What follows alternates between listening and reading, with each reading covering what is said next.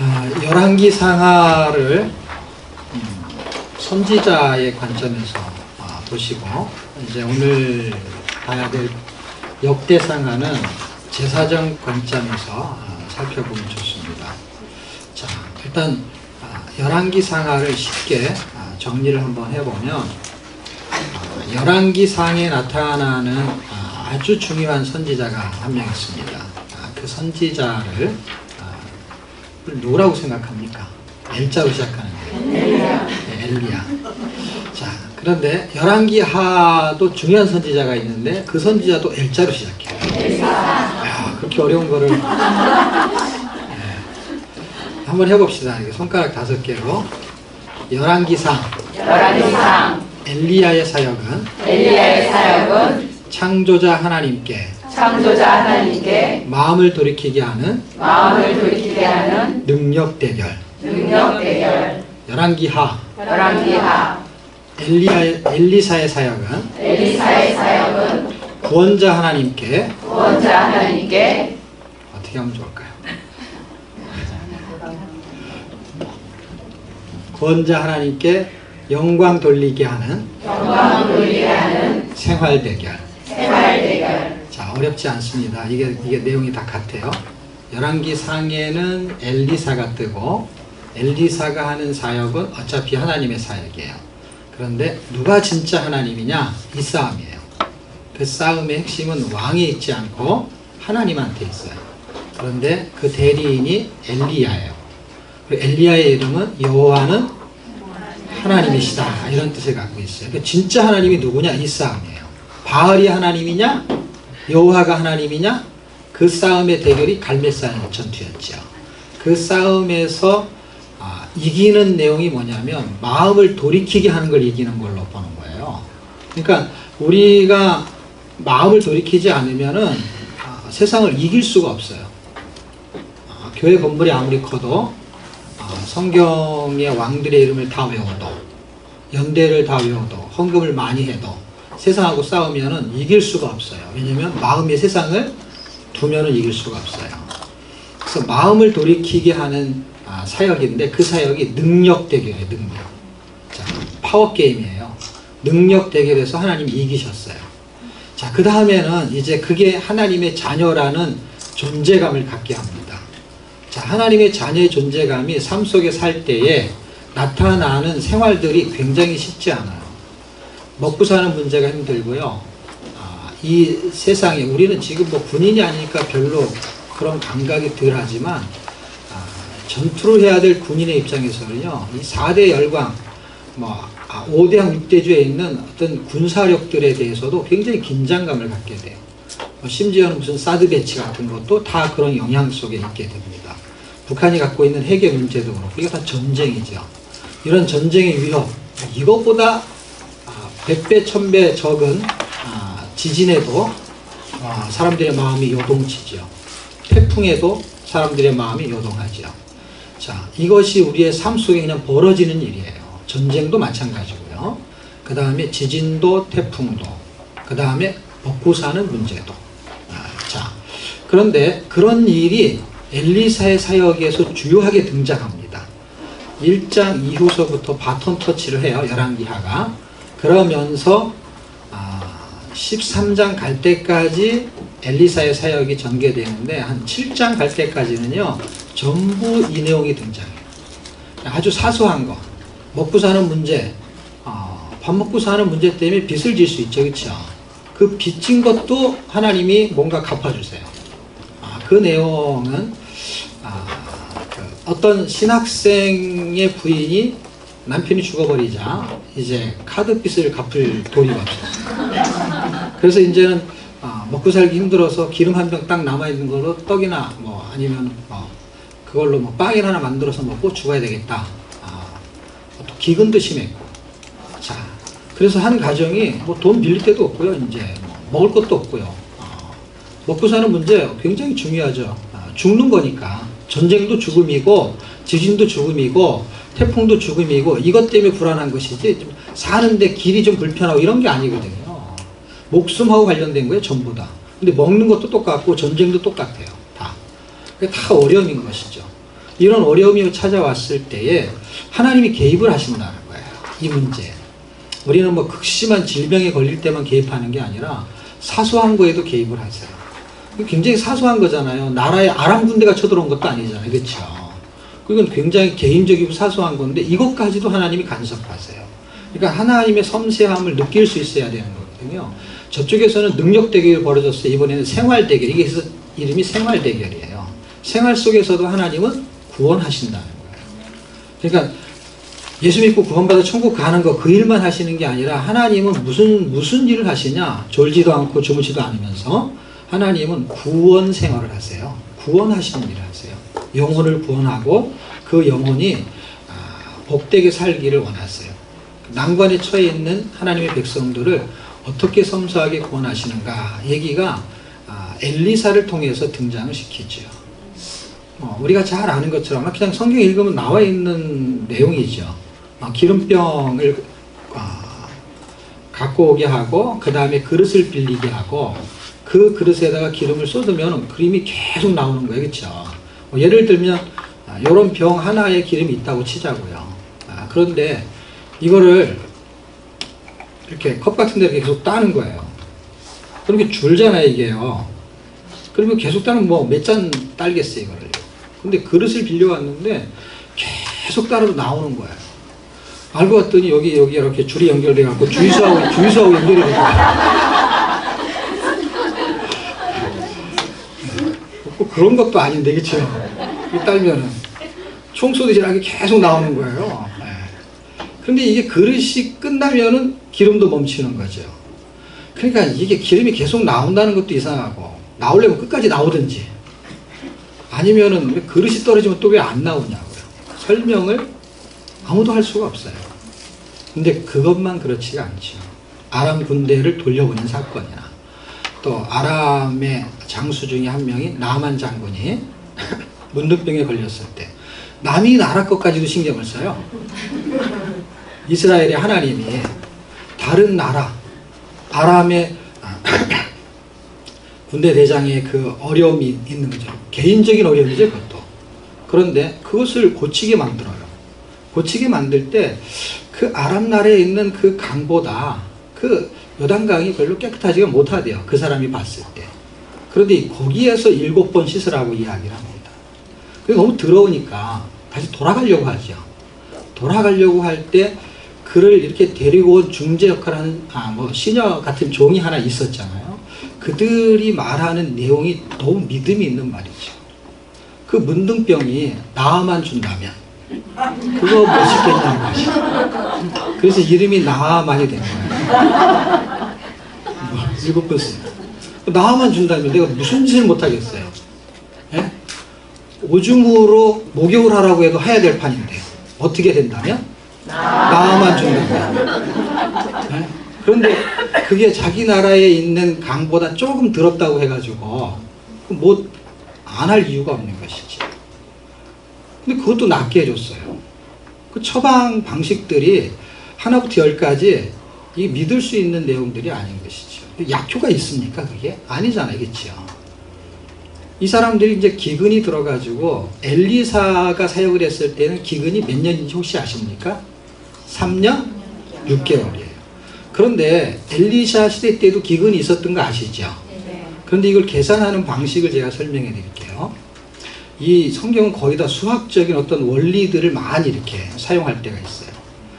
그 엘리야가 엘리사한테 이제 예를 들면 하나님이 이제 어떤 명령을 하셨죠. 그래서 엘리사에게 이제 안수를 해서 후계자를 삼으라고 했고, 엘리사는 이제 자기가 너무너무 위대한 선생님이에요. 엘리야가. 그래서 자기가 이제 그 바톤을 넘겨받아 갖고 하나님의 사역을 해야 되는데 자기 능력이 있어야 되는데 능력이 갑절의 능력이 있었으면 좋겠다고 생각한 거예요. 그래서 갑절의 능력을 원했어요. 그러자 하나님이 갑절의 능력을 주셨어요. 어떻게? 기근을 2배로. 그래가지고 그때는 기근이 몇 년이에요?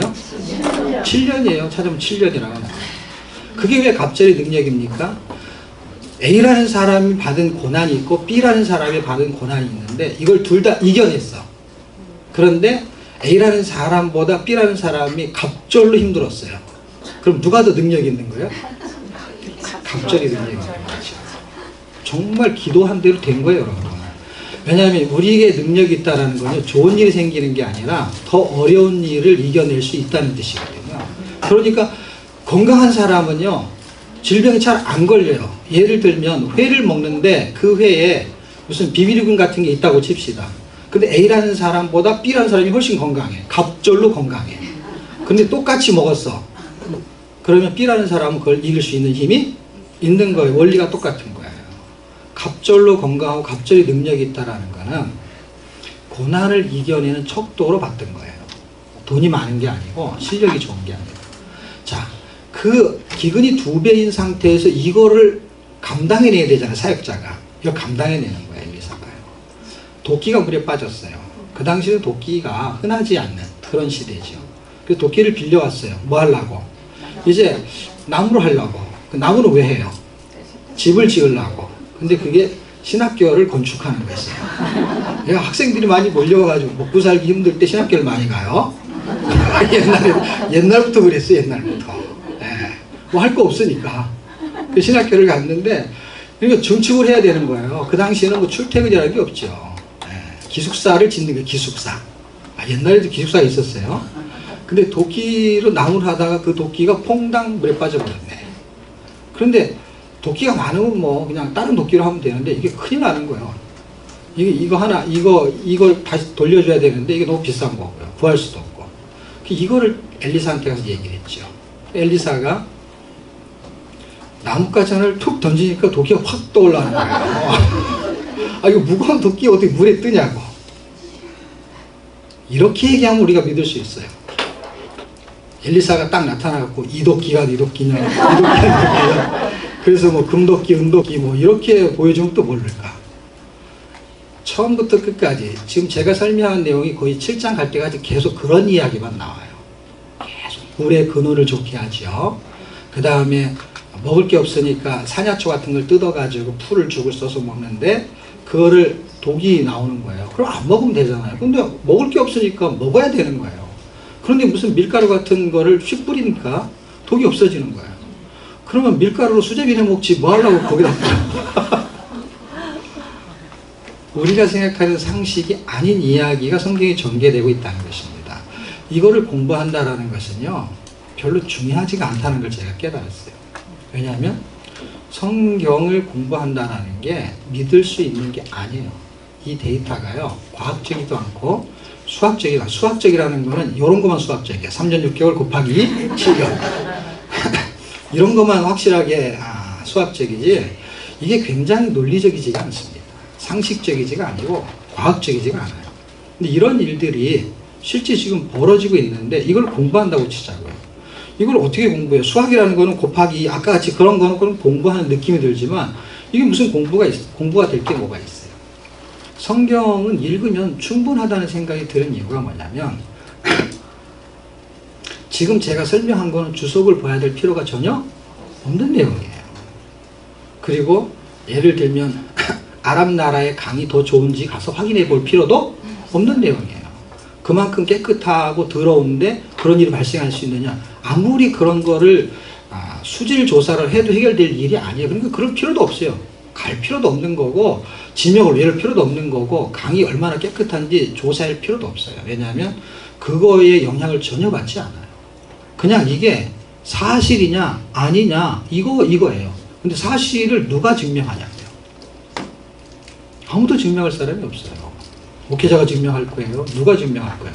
아니면은 엘리사가 그때 그걸 했잖아요.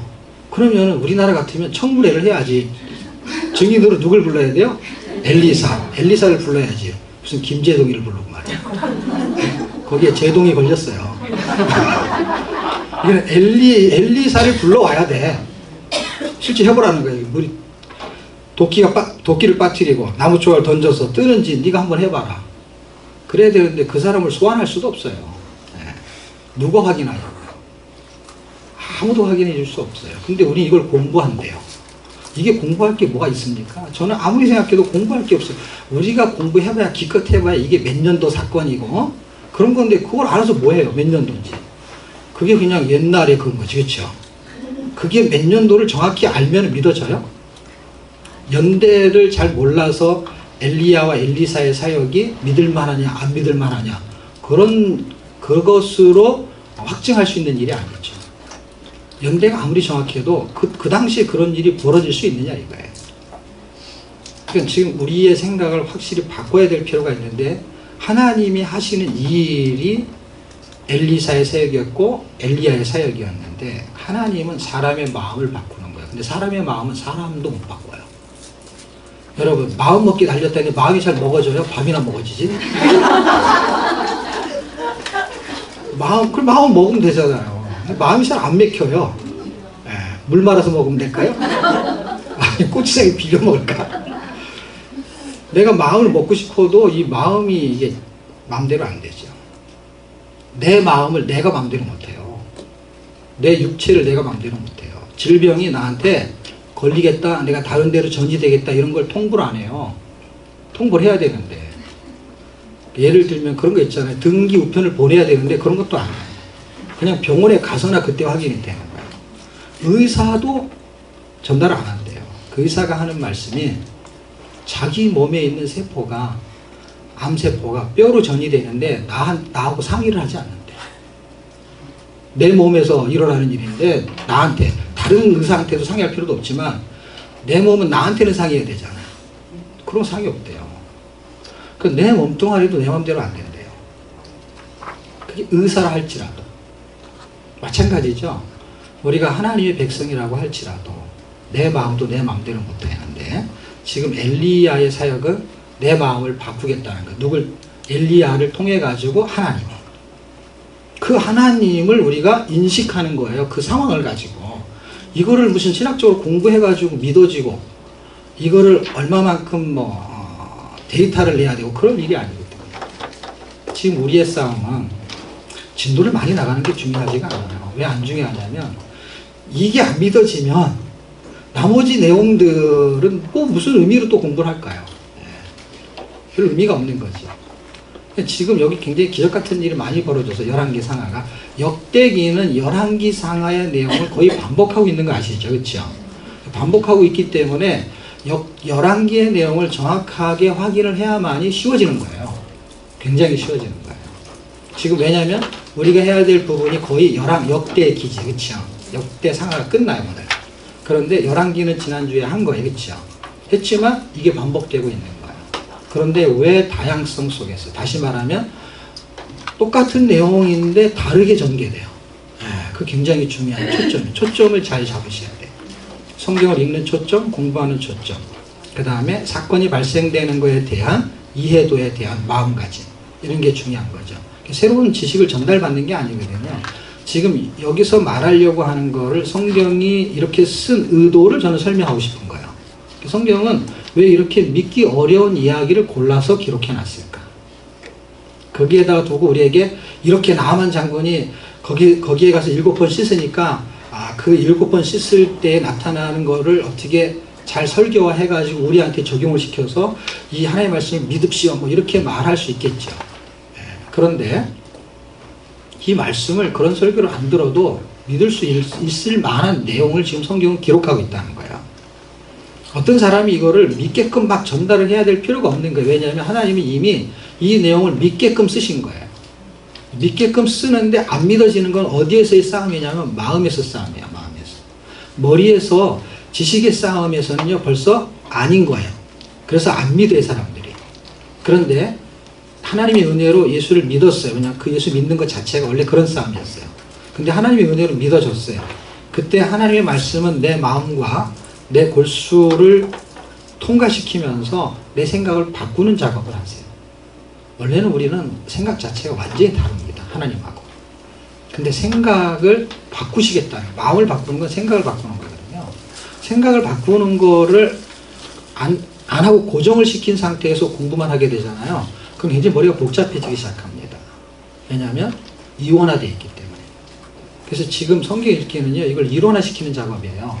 그러니까 내가 갖고 있는 생각, 성경의 생각, 그걸 일체감을 갖는 거예요.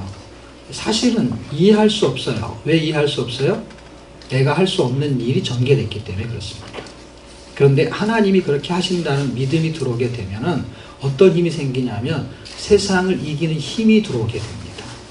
세상을 이겨버려요. 왜냐하면 세상을 이길 수 없는 건데, 도끼는 올라올 수 없는 건데, 지금 전부 다 반대의 사건이 일어나요.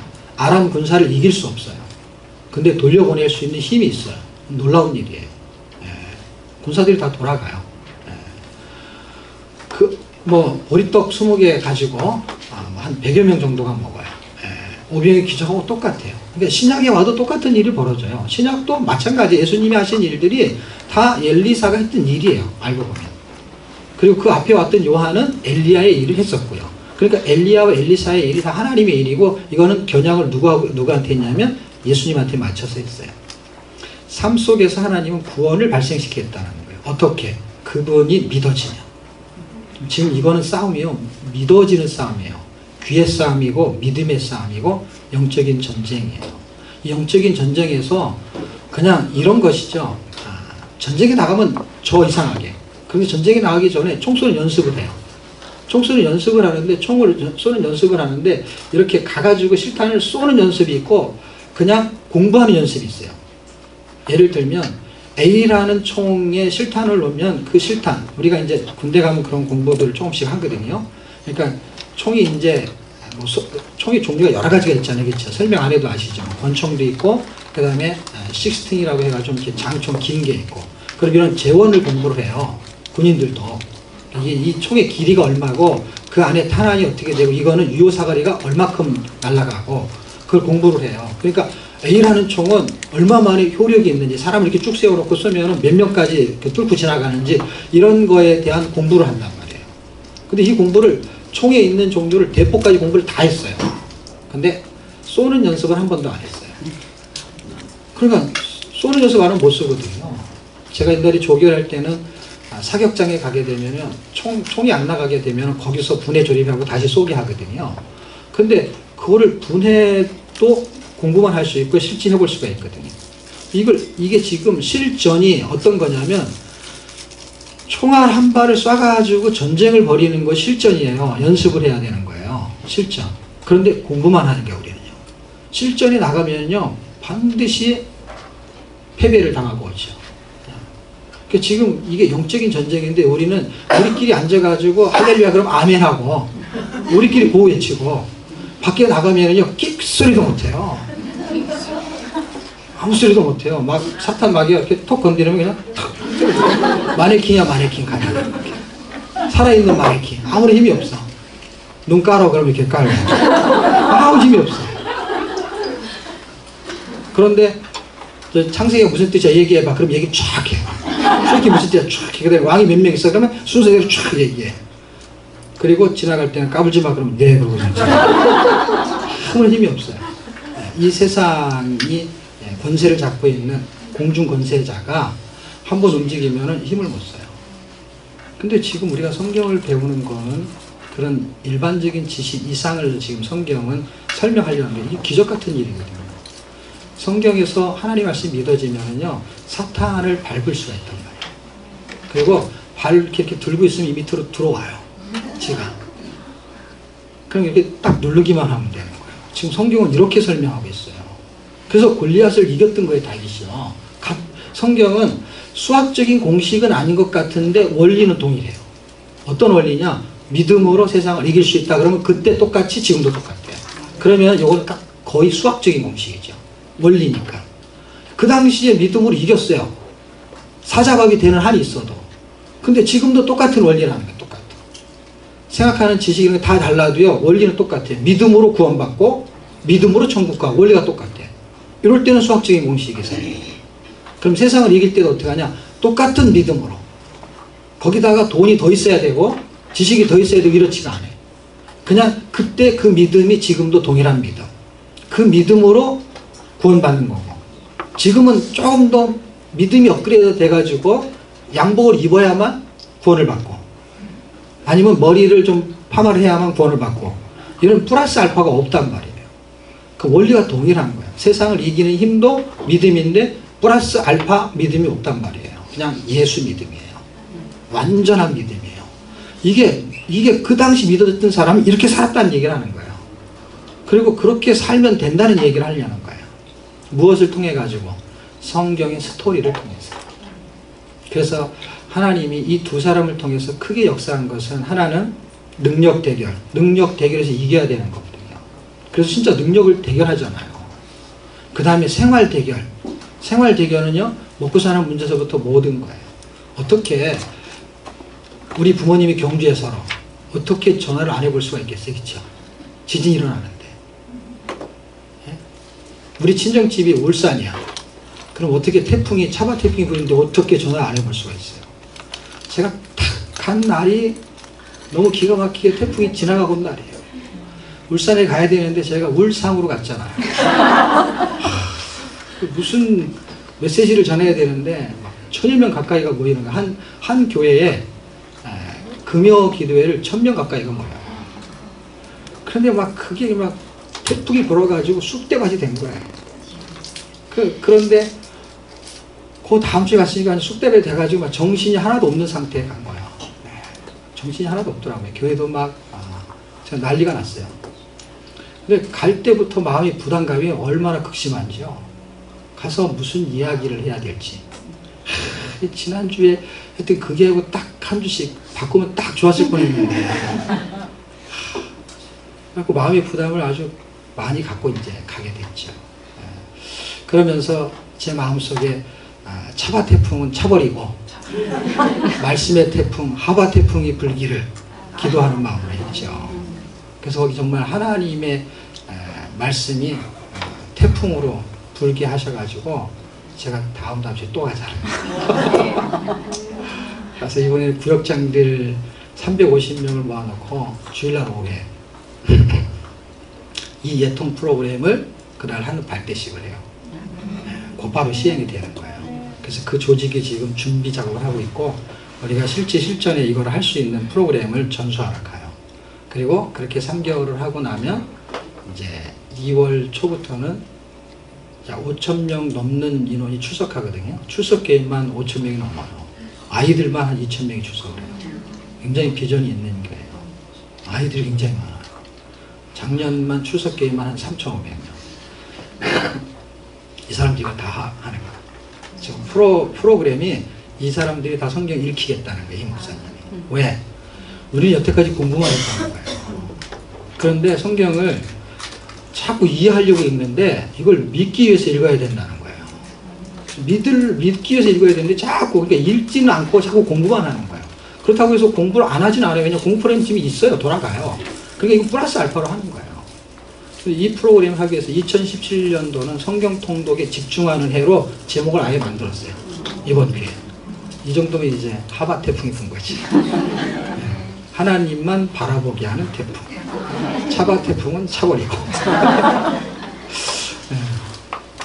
하나님만 바라보게 하는 쪽의 메시지가 아니면 그게 성경 공부로 끝나요. 지금 성경 통독 프로그램이 굉장히 많습니다. 그런데 점점 어떻게 변질되어서 가느냐, 성경 공부로 바뀌어가고 있다는 거 아십니까? 읽는 건 해요. 왜냐면 워낙 이게 유행을 타기 때문에 읽기를 해야 돼요. 왜냐면 성경 공부는 워낙 많으니까. 그 다음에 이제 읽는 프로그램을 사람들이 하고 싶어 해요. 근데 읽으려고 왔는데 너무 많이 공부를 가르쳤다. 그러니까 공부를 하는 프로그램 점점점 이렇게 전환이 된 거죠. 물론 읽기는 하죠. 근데 읽는 게 주였었는데 점진적으로 공부하는 쪽으로 바뀌면서 읽는 거는 그냥 하는 거고. 읽는 쪽이 굉장히 약화된 것이죠. 그래서 읽기를 강화할 필요가 있거든요. 왜냐하면 아까 제가 설명한 것처럼 주석을 안 봐도 다 알만한 내용이 많이 나오거든요. 근데 이건 믿음의 싸움이에요. 안 믿어지거든요. 제가 성경을 한 10년 정도 읽으면서 신명기 4장 10절이 확 믿어졌어요. 아는 내용인데 아는 내용이 믿어질 때의 감각이 어떤지 아세요? 한번 생각해 보세요. 알고 있었는데 믿어지면 달라요. 똑같은 글자예요. 똑같은 내용이에요. 그냥 알고 있어요. 그 내용이 무슨 뜻인지 알아. 아는데 이게 믿어졌어요. 그러면 가슴에 박힙니다. 그 다음에 어떤 마음이 드는 줄 아십니까? 그렇게 안 하고는 못 견뎌. 마음을 움직이는 거예요. 하나님은 성경을 어떻게 쓰셨냐면 감동으로 쓰셨어요. 왜? 감동을 주려고. 그래서 감동이 우리 안에 들어오면은 사람이 이렇게 해코지라는 말을 하고 막 욕을 하거나 상처를 주면 그게 가슴에 박힌다고 하죠. 상처가. 뭐 어디 박혀요? 근데 박힌다고 하잖아요. 표현이. 하나님의 말씀에 감동을 먹으면 말씀도 가슴에 박힙니다. 이거를 감동이라는 단어로 사용해요. 감동. 그 감동을 먹이게 되면은요, 마음을 요동하게 만든 거지. 그렇죠? 그렇게 되면은요, 이게 태풍이면 쑥대밭이 되는데, 이게 말씀의 태풍이잖아요.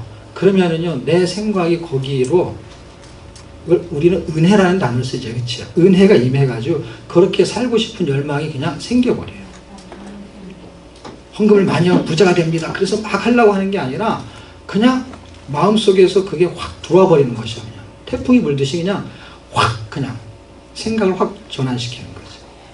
그러면은 지식은 이야기할 거리는 많겠지만 삶은 이게 믿어지면 그냥 삶으로 전환이 되게 돼 있습니다. 지금 우리가 하는 이 프로그램의 최고 포인트가 뭐냐면 성경을 읽다가 하나님의 말씀이 믿어지는 데 포인트가 있습니다. 그래서 믿어지면 그렇게 사라지게 돼 있고, 그렇게 사라지면 성경은 그게 가장 그 사람을 만든 목적에 가장 근접한 목적을 성취한다고 말합니다. 사람에게 가장 큰 행복을 가져다 주는 것이죠. 하나님을 경외하는 것이 가장 큰 인간의 행복, 거기에 담겨져 있는 것이죠. 그런데 이제 우리가 이제 이 이게 다 역사물이거든요. 과거니까. 역사물을 공부하면서 나라도 틀리죠, 이름도 틀리죠, 뭐 이런 거. 그러니까 거기다 너무 신경을 쓸 필요가 없어요. 그냥 아까 같이 그냥 나아만, 그러면 외우기도 좋아하겠죠. 나아만 준다면. 이 나아만이야. 이름은 다 그런 거야, 그런 거. 자, 그렇게 쉽게 생각을 하시면서 쭉쭉 읽어 나가면 지금 이 패턴을 전혀 벗어나지 않게 될 것입니다. 그리고 역대기의 초점을 조금 잡게 되면, 역대기는 아까 말한 대로 선지자의 관점으로 보는 열왕기에 대비되는, 왜 그러냐면 역사를 조금만 설명해 볼게요. 이런 거예요. 지금 에레미야 시대, 그 다음에 요시야 시대, 이때 요시야가 16대 왕인데 16, 17, 18, 19, 20 시드기야로 가는 동안이 결국 이 왕이 609년의 죽음을 기점으로 해가지고 왕이 4명이 등장하는데 나머지 두 왕은 3개월 하고 나머지 두 왕은 11년을 해요. 그러니까 22년이니까 약 20년 후면 나라가 멸망하는 거예요. 요시야가 죽은 다음에. 그 나라가 멸망하는 그 시점이 이제 BC 6세기경이죠. 예, 왜냐하면 586년이니까. 자, 586년이면 나라가 멸망을 해요. 그리고 에레미야는 뭐라 그랬냐면 나라가 멸망한 다음에 포로로 잡혀간 후에 70년이 차면 돌아오게 하실 것이다. 하나님이 그랬어요. 그래서 70년이 지나고 그리고 나서 또 한 번 80년이 지나면 150년이죠. 그렇죠? 그때 돌아온 사람이 에스라라는 사람이에요. 그 에스라가 역대기를 썼다고 봅니다. 자, 그러니까 역대기는 열왕기 상하가 기록되고 몇 년 후에 기록된 거예요? 계산을 해봐야 되겠어요? 150년이죠. 그렇죠? 에스라가 2차 기환한 게 458년이니까. 그렇죠? 자, 150년쯤 지나서 기록을 했어요. 근데 내용이 거의 같아요. 자, 그런데 초점이 달라요. 이 초점을 잘 이해하고 역대기를 읽게 되면은, 전에는 열왕기 역대기를 읽으면 지루했어요. 왜 지루하냐면 내용이 같은 걸 자꾸 읽으니까 다 알았는데 또 얘기를 하잖아요. 그렇죠? 그런데 이 초점을 자꾸 읽게 되면 전혀 분위기가 달라집니다. 왜냐하면 내용은 같은데 초점이 달라요. 그래서 초점을 정확하게 안 상태에 읽잖아요. 그러면 내용도 다르게 보여요. 왜 다르냐? 초점이 다르면서 전개 방식이 달라가지고요. 내용이 깊이가 달라요. 내용의 깊이가. 성전 얘기해야 되죠. 성전 나와요. 언약도 얘기해 나와요. 근데 열왕기 상하에서 말하지 않는 내용을 설명해요. 그러니까 내용이 달라져요. 희한하게. 자, 그렇기 때문에 전에 우리가 가리키는 건 다 내용이 같다고 가리키죠. 한 80%는 다 내용이 같습니다 하죠. 왜냐하면 소재가 똑같아요. 주제가 똑같아요. 그런데 초점이 전혀 달라요. 그러니까 전개 방식이 달라요. 네. 이름도 같죠. 다윗도 나와야 되고 솔로몬도 나오고 다 똑같아요. 그렇죠? 그런데 그 사람에게 나타났던 어떤 초점이 있었을 거 아니에요. 그렇죠? 그때의 열왕기는 선지자의 관점이에요. 그런데 역대기는 150년 지나가지고 회복에다가 초점을 두죠. 자, 보세요. 열왕기는 멸망에 초점이 있어요. 결론이 이제 역사니까 결론이 그렇다는 거예요. 그리고 그 똑같은 이야기에서 다시 똑같은 이야기를 쓰는 거예요. 시간만 150년 지난 거예요. 그런데 여기는 초점이 멸망이었던 그 열왕기를 가지고 쓰는데 초점이 뭐라고요? 회복이에요. 완전히 달라요. 같은 이야기인데, 그러니까 같은 이야기인데 내용이 어떤 거는 첨가되고 어떤 거는 없고 그래요. 자, 그럼 그 당시 그런 일이 없었냐? 있었어요. 근데 초점이 다르니까 그 얘기를 안 쓴 거예요. 열왕기는. 근데 역대기는 그 이야기를 쓴 거예요. 그러니까 초점이 다르니까 원래 있었던 이야기를 쓰는데 어떤 시각으로 보냐 할 때 A라는 사람을 어떤 사람이 볼 때 저 사람이 별로 마음에 안 들어. 그러면 그 사람에게는 장점도 있고 단점도 있어요. 원래 있는 거야, 그 사람한테. 그런데 그 사람이 기분 나빠. 그러면 뭐만 봐요? 단점만 계속 해요. 그럼 딴 사람이 볼 때는 저 사람은 나쁜 사람인 거야. 근데 B라는 사람이 저 사람을 바라볼 때 그 사람이 사이가 좋아, 그 사람하고. 그 사람에게 단점이 있는 것도 아는데 장점이 굉장히 많은 것도 알아요. 그럼 이 사람은 뭘 주로 얘기할까요? 장점만 계속 끄집어내니까 다른 사람이 볼 때 저 사람은 좋은 사람으로 평가가 되는 거예요. 꼭 그거와 비슷하게 열왕기를 보는 성경 구절 한 구절로 이것을 대조하는 방법이 있거든요. 그게 로마서 6장 23절입니다. 로마서 6장 23절을 다 외우시죠? 죄삭은 사망이요, 하나님의 은사는 그리스도 우리 예수 안에서 영생이라. 갑자기 헷갈리네. 자, 죄삭은 사망이고 하나님의 은사는 그리스도 예수 안에서 영생인 거예요. 자, 그러면 죄삭은 사망은 열왕기에 해당이 돼요. 그 다음에 하나님의 은사인 영생은 역대기에 해당이 돼요. 자, 그러면은 열왕기와 역대기를 하나로 놓고 보게 되면은요, 원래 하나잖아요, 그쵸? 원래 이게 한 개잖아요, 한 개. 그러면 이걸 한 사람으로 놓고 봅시다. 그러면은 죄삭은 사망이 나요, 그쵸? 그러니까 내가 지금 열왕기로 가다가 지금 하나님의 은사가 딱 임하니까 뭘로 바뀌어요? 역대기로 바뀌는 거예요. 그러니까 내 이야기를 하는 게 지금 열왕기와 역대기는 어차피 똑같은 이야기잖아요, 그쵸? 똑같은 이야기예요. 그러니까 이건 한 개. 이스라엘 역사 하나. 그러니까 나라는 존재가 원래는 앞부분에 해당이 됐었죠. 모든 사람이 죄를 범하였음에 하나님의 영광에 이르지 못하더니 나는 죄삭은 그래서 사망이에요. 그 사망이 아닌데 은사가 아니라 원래 사망인 거야. 그리고 원래 열왕기는 사망이고 역대기는 그 사람들을 쓰는 거야. 똑같은 거예요. 그런데 하나님의 은사, 하나님의 은혜는 사망을 생명으로 바꾸신다 이 말이에요. 믿는 자에게 어떤 능력이 나타나냐? 사망이 없었던 걸로 하는 게 아니라 이미 사망인 자를 살려낸다는 거예요. 그럼 생각해 보세요. 어떤 게 더 쉬운지. 도끼가 물에 빠졌어. 나무떼기 던져가지고 뛰었어. 에이, 그런 거짓말이 어딨어. 그런데 우리가 죽을 뻔한 게 아니라 사망이야. 그런데 생명이 됐어. 도끼가 떠오르는 게 믿기가 쉬워요? 내가 죽었는데 살아났어. 이게 믿기가 쉬워요. 지금 도끼는 남의 얘기고 이건 지금 나의 얘기야. 나의 얘기. 지금 나의 얘기를 지금 자기가 믿고 있는 거 안 믿고 있는 거야. 우리는 적어도 믿고 있는 거 안 믿고 있는 거야. 믿고 있잖아요. 근데 이거를 믿고 있는다는 걸 어떻게 설명할 수 있냐는 거예요. 도끼가 물에 떠오르는 거 설명하는 거고 똑같아요. 설명이 안 된다는 거죠, 제 말은요. 설명이 안 되는 이야기가 성경의 이야기인데 지금 예수를 안 믿는 사람이 이걸 안 믿는 건 저는 당연하다고 생각합니다. 그런데 제가 왜 이 이야기를 하냐면요. 자기가 지금 사망인데 예수를 믿어서 구원이 된 것은 도끼가 물에 뜬 거하고 똑같은 현상인 거예요. 그런데 이거는 믿거든요. 안 믿으면 구원이 없다고 할까봐. 이걸 믿어야 되는 거야. 그리고 믿어진 거고 사실은. 설명은 못하지만 믿어진 거예요. 그렇죠? 근데 이거를 믿는 사람이 뭘 못 믿냐면 성경에 있는 쉬운 얘기로 도끼가 물에 뜨는 거를 못 믿을 수 있다는 거예요. 그런 종류들을. 예를 들면 그러면 그거는 믿을 수 있어요. 그러면 그런 종류 한 가지만 얘기하면 못 믿는다고 할 거예요. 어떤 거? 나하고 아무 상관이 없는 거는 믿는다 그래. 상관이 있는 거 어떤 거? 원수를 사랑하라. 그러면은 그건 믿기가 힘든 거예요. 왜냐하면 믿음을 통해서 나타나는 현상이거든요. 원수를 사랑하라 할 때는 무슨 얘기냐면 원수를 사랑하게 할 수 있다는 뜻이거든요. 사랑하게 할 수 있다라는 거를 안 믿겠다는 거하고 똑같은 거예요. 안 한다는 거예요. 지금 우리의 싸움은 진짜를 믿고 있는 상태에서 본질을 붙잡은 상태에서 비본질에 넘어진다는 거지. 우리가 본질을 우리가 믿어서 하나님의 자녀가 됐고 그거를 확신을 가지고 전도할 때도 그걸 써요. 당신 예수 믿으면 구원 받을 수 있어. 그게 나무 던지면 도끼 뜨는 거하고 똑같은 원리예요. 그런데 이걸 아주 자연스럽게 설명을 해요. 확신을 가지고. 근데 성경에서 전개되는 이해하기 힘든 거, 그런 거는 갸우뚱거리죠. 우리가. 이런 부분들이 성경 읽기를 통해서 해소가 될 수 있다면 열왕기와 역대기의 차이점으로 좀 이해가 됐으면 좋겠네요.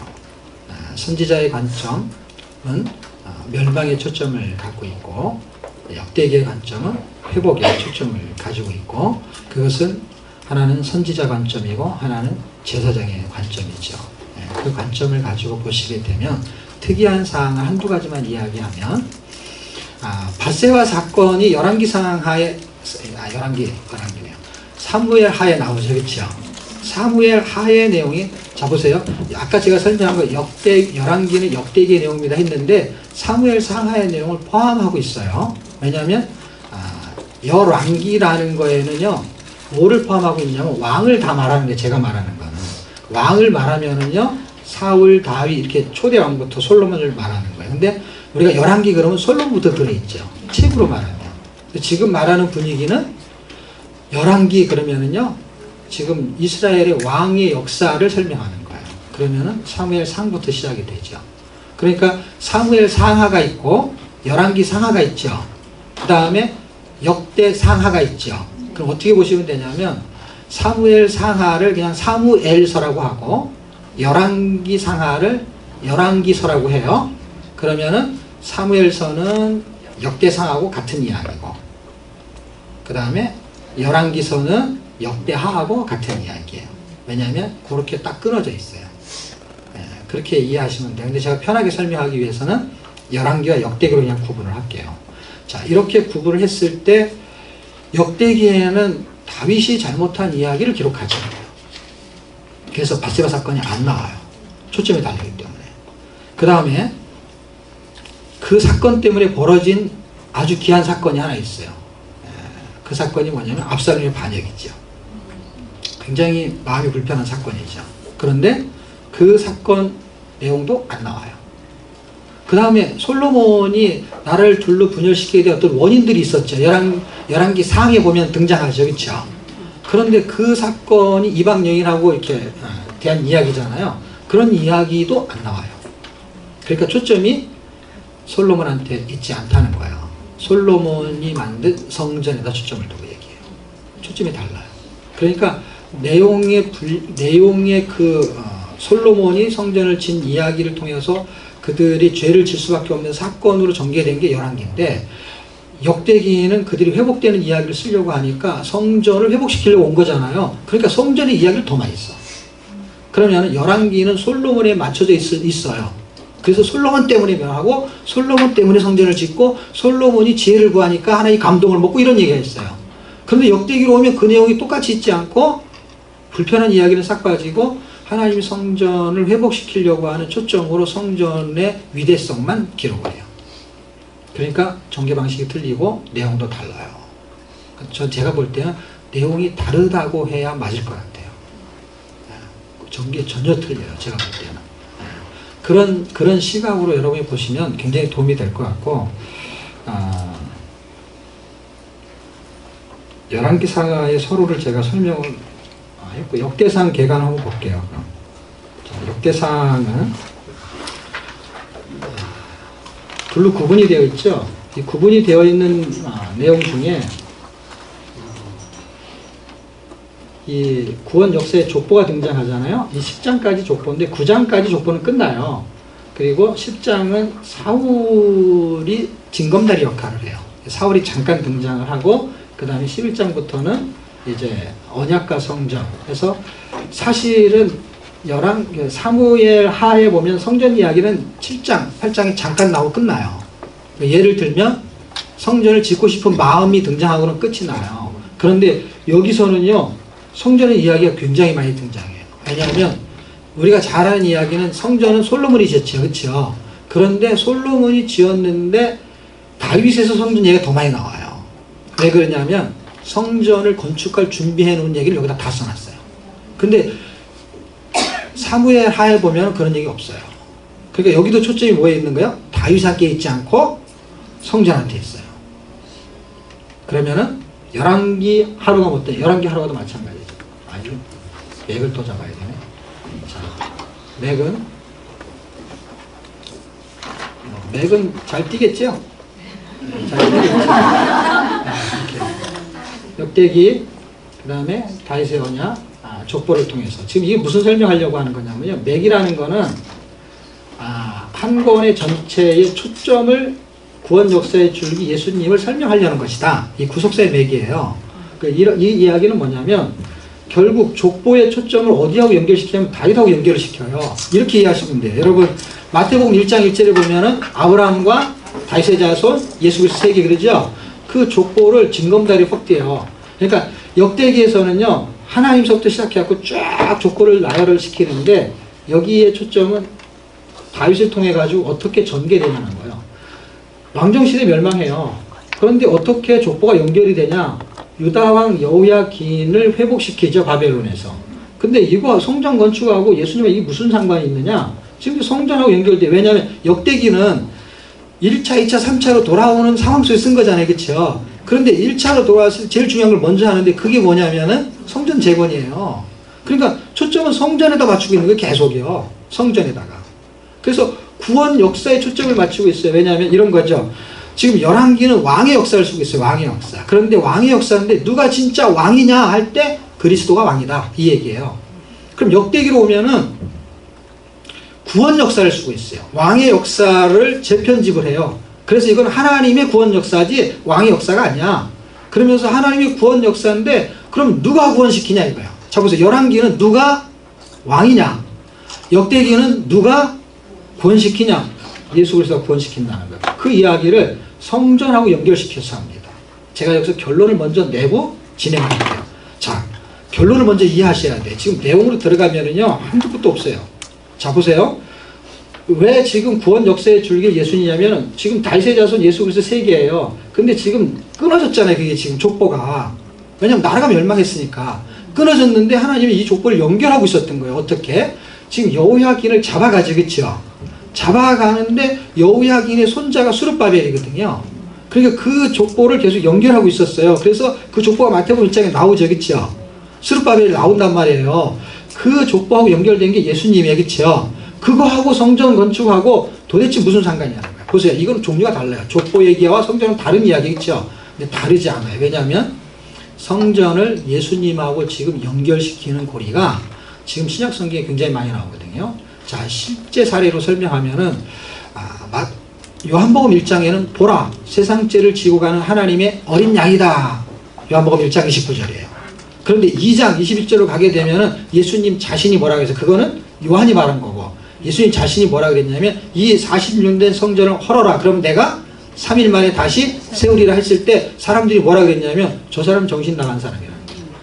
이걸 벌써 40년, 50년 가까이 지었는데 어떻게 자기가 3일 만에 짓냐는 거예요. 그랬을 때 예수님이 하시는 말씀이 뭐예요? 그거는 건물을 말하는 게 아니고 그와 동일시대에는 자기 육체를 가리켜 그 육체가 무너지는 거를 성전을 무너지는 거로 본 거예요. 그리고 성전이 재건되는 거는 자기가 다시 부활하는 거를 보는 거예요. 그러니까 지금 역대기는 뭘 설명하는 거냐면 구약 신약 성경을 정확하게 이해하고 있는 상태에서 역대기를 보게 되면 지금 성경의 스토리는 지금 성전을 무너뜨리는 거는 죄 싹슨 사망 해서 예수님이 죄 때문에 죽은 거예요. 나 때문에. 그래서 열왕기가 나 때문에 죽은 거고 역대기는 뭐예요?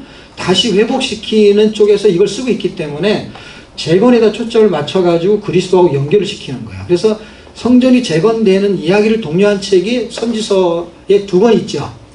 그게 학자로 시작하고 숫자로 시작하죠. 학계 스가랴의 내용을 읽으면은 성전을 재건하는데 그 내용을 자세히 살펴보면은 그리스도를 겨냥하고 있어요. 그리스도 자체를. 물론 지금 거기까지 공부를 하려고 그러면 굉장히 깊어지는데 어차피 성전을 가지고 요한계시록까지 갈 수 있단 말이에요. 왜냐하면 성전이 등장하는 그 위치는 창세기부터 나와요. 자, 지금 여기를 가지고 지금 앞으로 갔다 뒤로 갔다 하는 거야. 지금 정신을 바짝 차리셔야 돼. 보세요. 지금 역대기의 내용 대충 알겠죠? 그리고 역대기는 열왕기를 다시 하는 거죠. 그렇죠? 열왕기를 쓸 때에는 성전이 아직 무너지지 않은 상태. 그러나 열왕기가 끝나면 성전은 무너진 상태. 그리고 역대기로 돌아오면은 성전이 건축된 상태. 왜냐하면 150년쯤 이럴 때 역사가 필요한 거거든요. 150년쯤에 에스라가 있었으니까 멸망하고, 그런데 성전은 70년이 지나서 건축이 되기 시작했으니까, 그러니까 건축이 된 상태의 기록이 된 거죠. 저게요. 그러니까 이 전체적인 초점의 감각을 가지고 쓸 때 이 사람은 역사를 전체를 알고 있는 상태, 알고 있으면서도 이미 그 성전이 무너졌지만 건축되어 있어. 이 걸 동시에 보면서 쓰는 거야. 무슨 말인가 이해할 수 있어요? 이걸 동시에 보면서, 이거를 동시에 느끼면서 읽으셔야 되는 거예요. 역대기를 읽으면. 왜냐하면 감각을 가지셔야 돼요. 왜냐하면 같은 내용이 절대 아니에요. 이거는요. 그냥 스토리가 그 분위기 스토리의 역사를 가지고 새로운 역사를 쓰는 거예요. 그 당시에 솔로몬 성전을 쓰지만은 지금 스룹바벨 성전이 건축된 상태죠. 그렇죠? 여기하고 맞춰서 쓰는 거예요. 지금 그래가지고 맞춘다는 느낌이 처음엔 안 들겠죠. 근데 제 얘기를 잘 들으시면 지금 우리가 에스라라고 치자고요. 에스라인데 지금 열왕기의 내용을 우리가 알아. 에스라가 알고 있는 상태인데 자기가 돌아와 보니까 벌써 80년 전에, 80년 전이라는 얘기는 1차 포로가 귀환한 때, 그때 성전은 건축이 됐으니까. 그렇죠? 건축이 되어 있는 상태에서 이제 역대기를 써요. 역대기를 쓸 때 이 포로 잡혀 있는 이 백성을 초점으로 쓰고 있는 거예요. 회복을 초점을. 그러니까 전개 방식이 전혀 달라요. 새로운 시각으로 역대기를 읽으셔야 돼요. 왜냐하면 이 쓴 목적 자체가 전혀 내용이 같은데 없는 얘기 쓰고 이런 얘기가 아니에요. 완전히 다른 시각으로 다른 역사를 쓰는 거예요. 그래서 이거는 하나님의 구원 역사를 쓰는 거예요. 그리고 누가 구원하느냐? 그분이 구원하세요. 그런데 그 성전의 흐름도는 창세기 번제 사건을 드리는 22장부터 출발해요. 물론 그 전에 근원을 찾으면 더 앞으로 갈 수가 있어요. 4장도 갈 수가 있어요. 왜냐하면 번제로 드렸던 사건이 등장하는 거는 창세기 4장이에요. 4장의 근원지를 찾아가지고 그 다음에 22장으로 가면 이삭으로 와서 그 번제 드릴 장소를 지정해요. 그때는 장소가 없었어요. 아벨이 번제를 드릴 때는 장소의 개념이 없었어요. 그러니까 성경이 안 쓰고 있기 때문에 모르는 거야. 그 장소였는지도 몰라. 예를 들면. 그런데 그건 뭐 증명할 길이 없어요. 그렇지만 어쨌든 그 아벨의 이야기는 히브리서에 나오죠. 그 이야기하고 껴 맞추면은 기가 막히게 맞아떨어져요. 자, 어쨌든 그 장소에서 하나님이 지시할 땅으로 가라 할 때 가나안 땅이고, 지시할 한 산으로 가라. 지정을 한 거야. 한은. 그쵸? 지시하리라는 거는 어딘지 몰라. 근데 갔는데 거기가 가나안 땅이야. 그런데 가나안 땅 안에서 지시한 산으로 가라. 한데 가나안 땅 안에 그 산이 모리아산이에요. 거기에서 번제를 드리죠. 그 번제를 드리고 1000년이 지났고 다시 뜨죠. 다시 떠가지고 아라우나 타작마다 그의 여부스 족속이 자리를 잡고 있는 지역이죠. 그게 예루살렘 터가 된 거고, 거기에서 아라우나 타작마다의 성정터를 정해놓죠. 그리고 솔로몬이 거기다가 성전을 짓죠. 그 성전이 무너지는 거예요. 그리고 1000년이 지나서 예수님이 오셔가지고 그 성전터인 그 위치에서 골고다에서 십자가의 죽음을 당하시죠. 그 죽음을 당하시기 전에 이 성전을 헐면 내가 3일 만에 다시 세우리라 하는데 거기서 죽는 거예요. 그 터에서. 그래서 고린도 전서에 가면은 그 단어를 뭐라고 쓰냐면 그 터 위에 이렇게 써 있어요. 그 터 위가 뭘로 쓰냐면은 장소는 그 장소인데 그 터를 신약적인 용어로 해석할 때는 그리스도. 터는 그리스도. 그리스도가 그 터예요. 그 터. 그리스도가 성전인 거고 그 터에 지어지는 거고, 그게 우리의 마음속에서 지어지는 성전이죠. 자, 그런 줄기를 쭉 깨고 가가지고 이제 요한복음을 설명했는데 요한계시록 가게 되면은 22장 몇 절이죠? 22장 21절.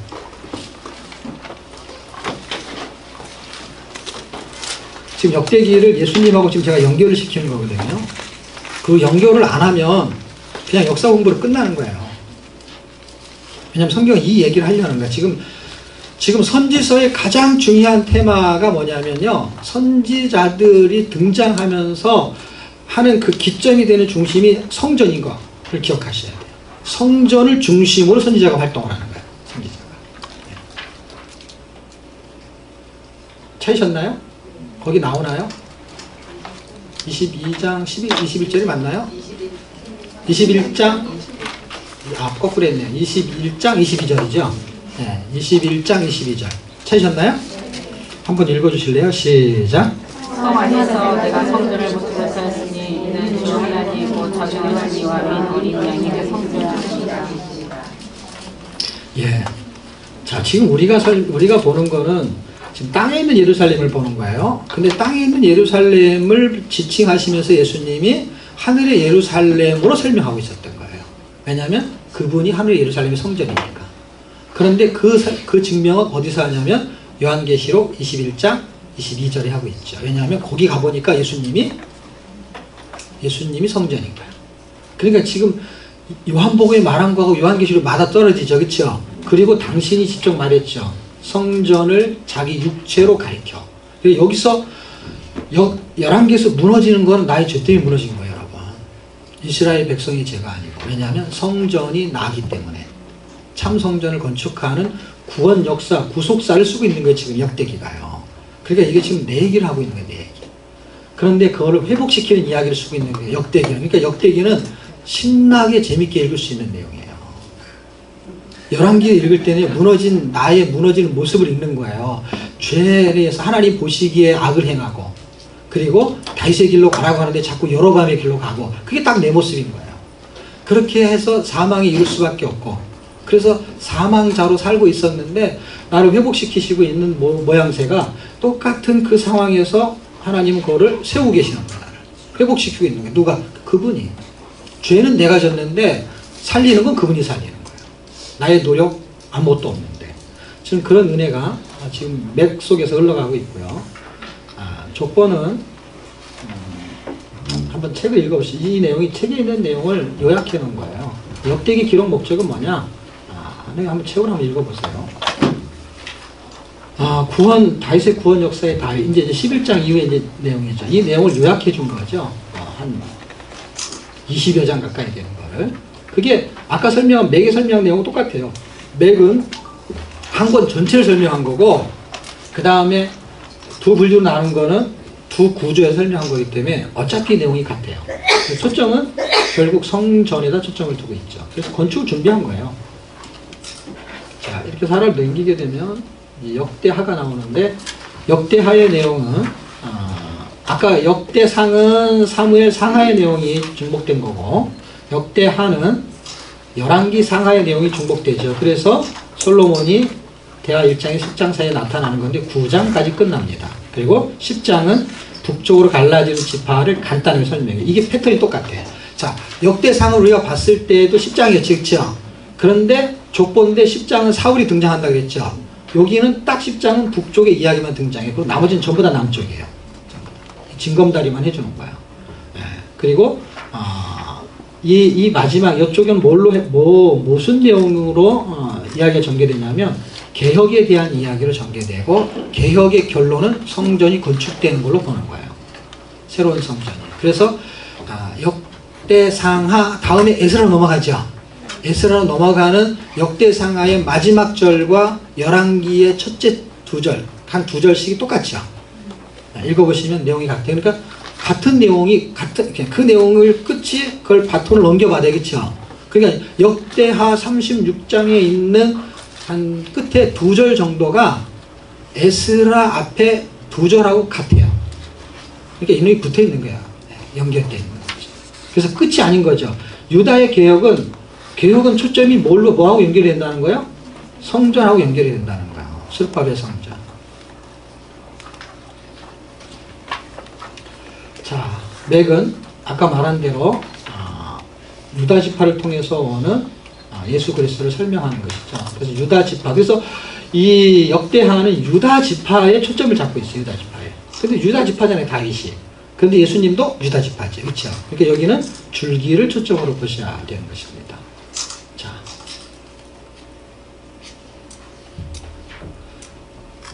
너무 초점을 안 잡고 그냥 찍으시면 돼요. 그냥 뭐 이렇게 자세하게 찍지 말고 그냥 대충 딱 찍으세요. 왜 그러냐면 나중에 자르기를 하면 돼. 자르기를 알려드릴게요. 나중에 이걸 딱 이게 이 카메라에 딱 맞추지 말고 그냥 대충 찍어서 이렇게 넓게 찍어요. 그냥 이렇게 딱 잘라내면 요것만 딱 되게 돼 있어요. 그래서 이렇게 대충 딱 찍으면 돼요. 그래 내가 빨리빨리 넘기지. 열왕기와 역대기의 차이점이죠. 차이점은 크게 세 가지인데요. 성전에 초점을 두고 그 다음에 예수님에게 초점을 두고 그 다음에 구원에서 초점을 둬요. 그래서 구원에서 초점을 두게 되니까 유다 왕국만 기록을 해요. 이게 유다 왕국을 기록한 이유가 남왕국을 기록 안 하거든요. 그게 구원 역사의 줄기를 초점을 잡기 때문에 그런 거예요. 그 다음에 허물과 죄는 덮어준다 그랬지, 그쵸? 그거는 뭐냐면 예수님한테 초점을 맞춘 거예요. 예수 그리스도가 덮어주는 거예요. 죄를 드러내지 않아요. 그리고 예수의 모형이 성전의 초점이니까 하나님의 임재와 영광을 드러내요. 여기는 초점 자체가 달라요. 내용은 같은데. 그리고 이런 게 빠진 거는 초점이 여기다 두기 때문에. 그다음에 유다 역사만 기록한 거는 초점을 여기다 두기 때문에. 자, 역사적 유다. 여기에서 아주 중요한 거는 므낫세죠. 므낫세. 자, 보세요. 지금 여러분 열왕기 하 한 20 몇 장하고 24장, 뭐 한 25장이 끝나죠. 그쵸? 이렇게 읽다 보면은요, 나라가 멸망한 원인이 나와요. 원인이 나오는데, 이 요시아라는 왕이 굉장히 개혁을 잘하고, 이렇게 아주 그냥 훌륭한 정치를 했어요. 근데 아무리 요시아가 선한 정치를, 뭐라고 써있냐면, 앞으로 이런 왕이 전후 좌우로 없대. 그러니까 얼마나 뛰어난 왕이에요. 그쵸? 그런 뛰어난 왕이 있었음에도 불구하고 므낫세가 이미 저질러 놓은 것을 회복시키지를 못해. 놀랍죠? 왜냐면 므낫세가 더 선배니까, 그쵸? 선왕이니까. 그가 이미 저질러 놨어. 그런데 하나님이 칭찬을 어느 정도 하냐면 앞으로 이런 왕은 아마 없을 것이다 할 정도로 뛰어난 교육을 했어요. 그런데도 나라가 멸망해요. 원인은 뭐예요? 므낫세의 죄악이죠. 그래서 잘 보세요. 아까 제가 말한 거 열왕기와 역대기는 나라 그랬지, 그렇죠? 그리고 열왕기와 역대기는 하나예요, 하나. 사람으로 하면 한 사람이야. 한 사람인데 여기도 한 사람 므낫세를 가지고 설명해요. 자, 보세요. 당연히 내용이 비슷하니까 줄거리는 비슷하니까 여기도 왕이 나오면 역대기도 므낫세는 나와야 되겠지, 그렇죠? 안 나와요? 므낫세 나와요. 역대기도 읽으면. 근데 열왕기에서 므낫세를 읽으면 멸망의 원인이 므낫세. 그런데 역대기를 읽으면 그 므낫셋을 통해서 하나님이 개혁을 하세요. 그럼 개혁자 중에 한 명이야. 놀랍지 않아요? 그러니까 초점이 전혀 달라요. 그래서 므낫세는 누구 아들이죠? 히자로 시작하는데. 히스기야가 죽을 뻔했었어요.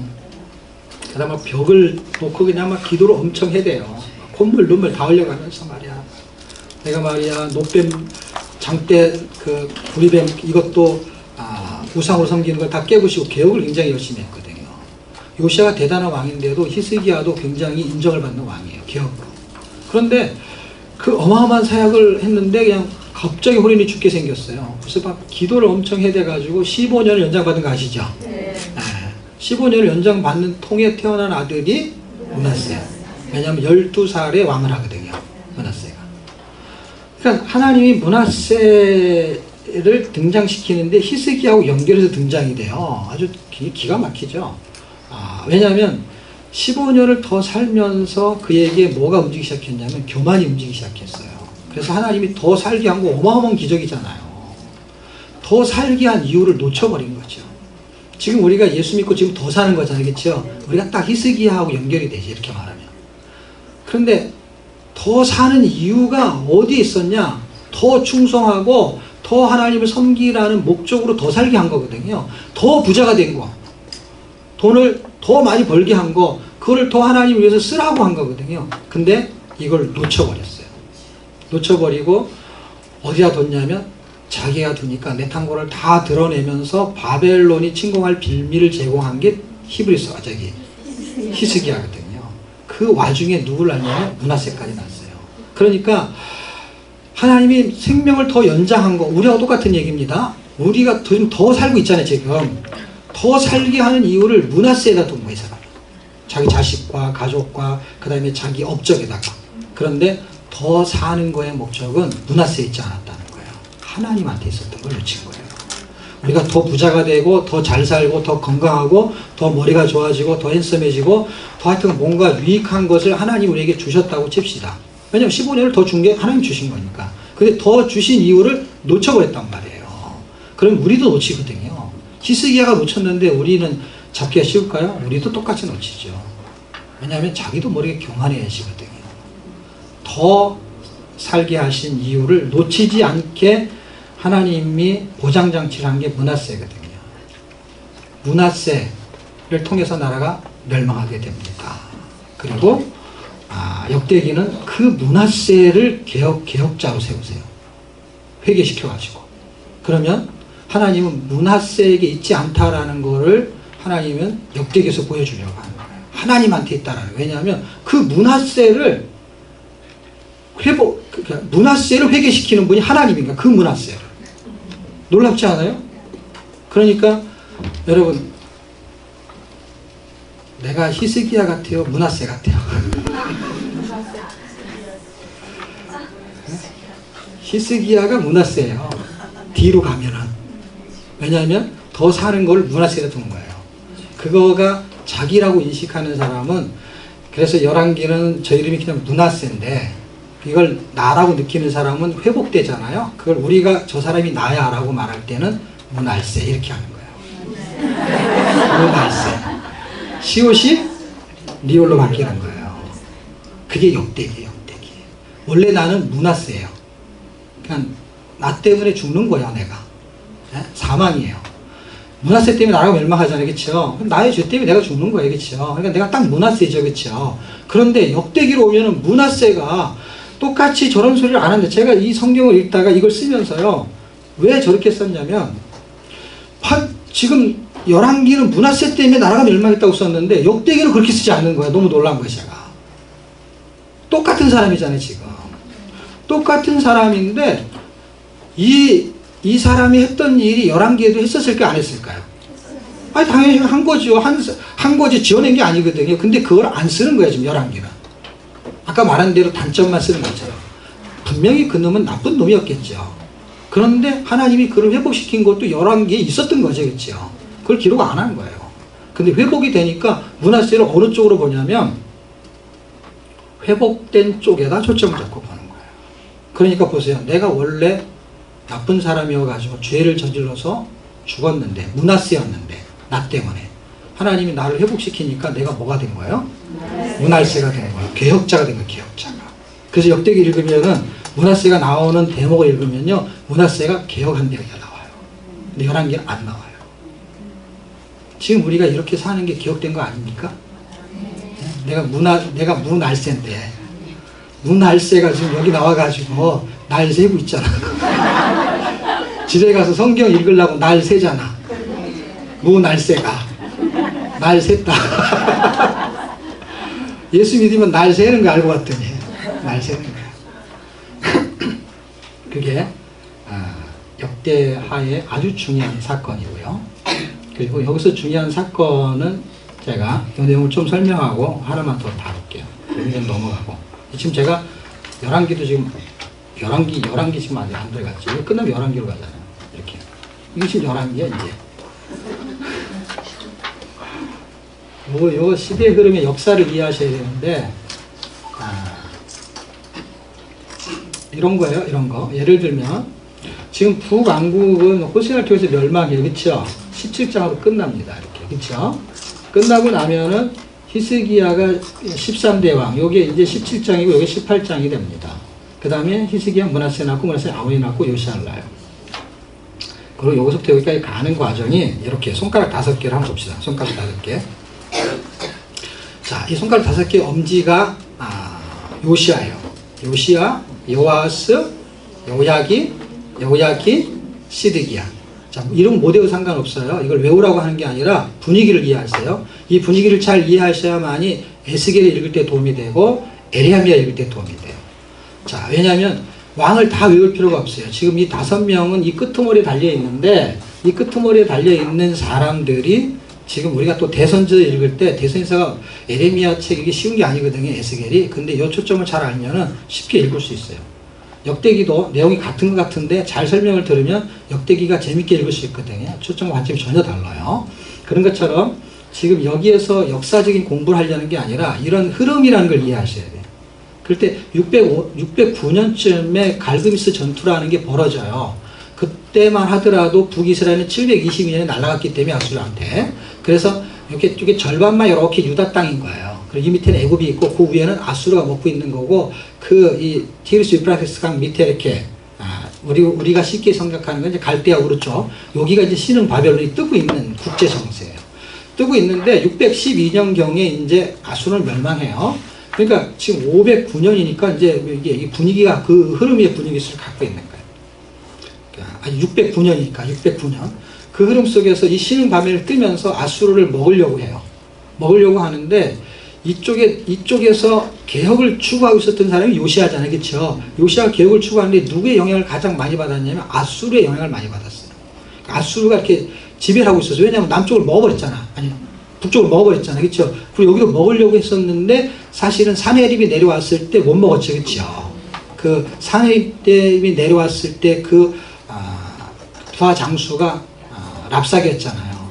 랍사게가 이 히브리 방언을 써가면서 하나님을 믿지 말고, 왜냐하면 우리가 여러 나라를 다 점령해 보니까 그 나라의 신이 아무런 힘을 못 쓰더라. 너희 하나님이 무슨 힘을 쓸 수 있느냐 하면서 하나님을 회방하기 시작했어요. 우상과 하나님을 동시시켜버렸어요.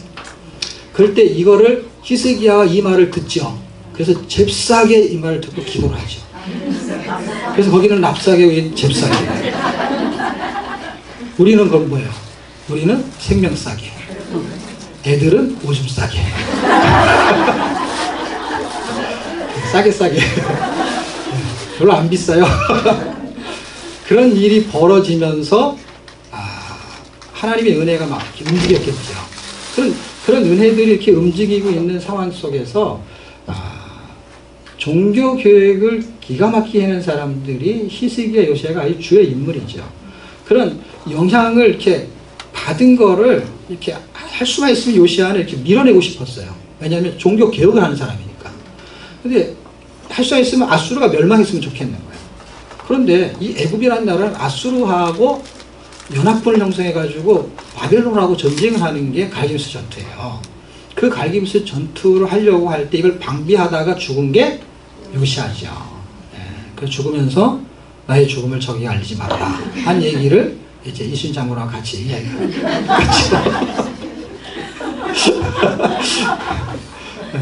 어쨌든 그런 일이 벌어졌어요. 그리고 나서 이제 한 4년쯤 지나서 605년에 이제 갈기미스 전투가 한 번 더 벌어질 때에 그때 상황에 이 4명이 맞물려 돌아가요. 그러면서 609년, 605년, 597년, 586년 1, 2, 3차가 여기서부터 움직이기 시작해요. 여기서부터 움직이는 사람의 초점을 어떻게 잡냐면 여기는 우두머리인데 이제 죽었어요. 이렇게 앞에 두 왕씩이 있을 거 아니겠죠? 4명이니까.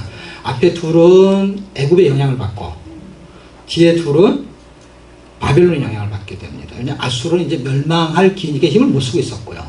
그래서 영향력을 행사해가지고 이 왕이 죽자 여호아스를 세우니까 전쟁하고 내려오는 길에 3개월 만에 여기를 폐위시키고 여호야김을 세우죠. 그렇죠? 이름을 바꿔가지고 이렇게 세워놓고 있는 상태에서 이제 605년이 되니까 전쟁이 또 한 번 벌어지면서 이제 애굽이 밀려 내려오고 북쪽에 있는 느부갓네살 왕이 내려와가지고 이걸 잡아가지고, 그렇죠? 이게 다니엘서 1장에 나오거든요. 거기는 여호야김 3년이라고 나오는데 느부갓네살 원년이기 때문에 1년이 오차가 나지만 그거는 605년을 계산하면 여호야김 4년이 맞거든요.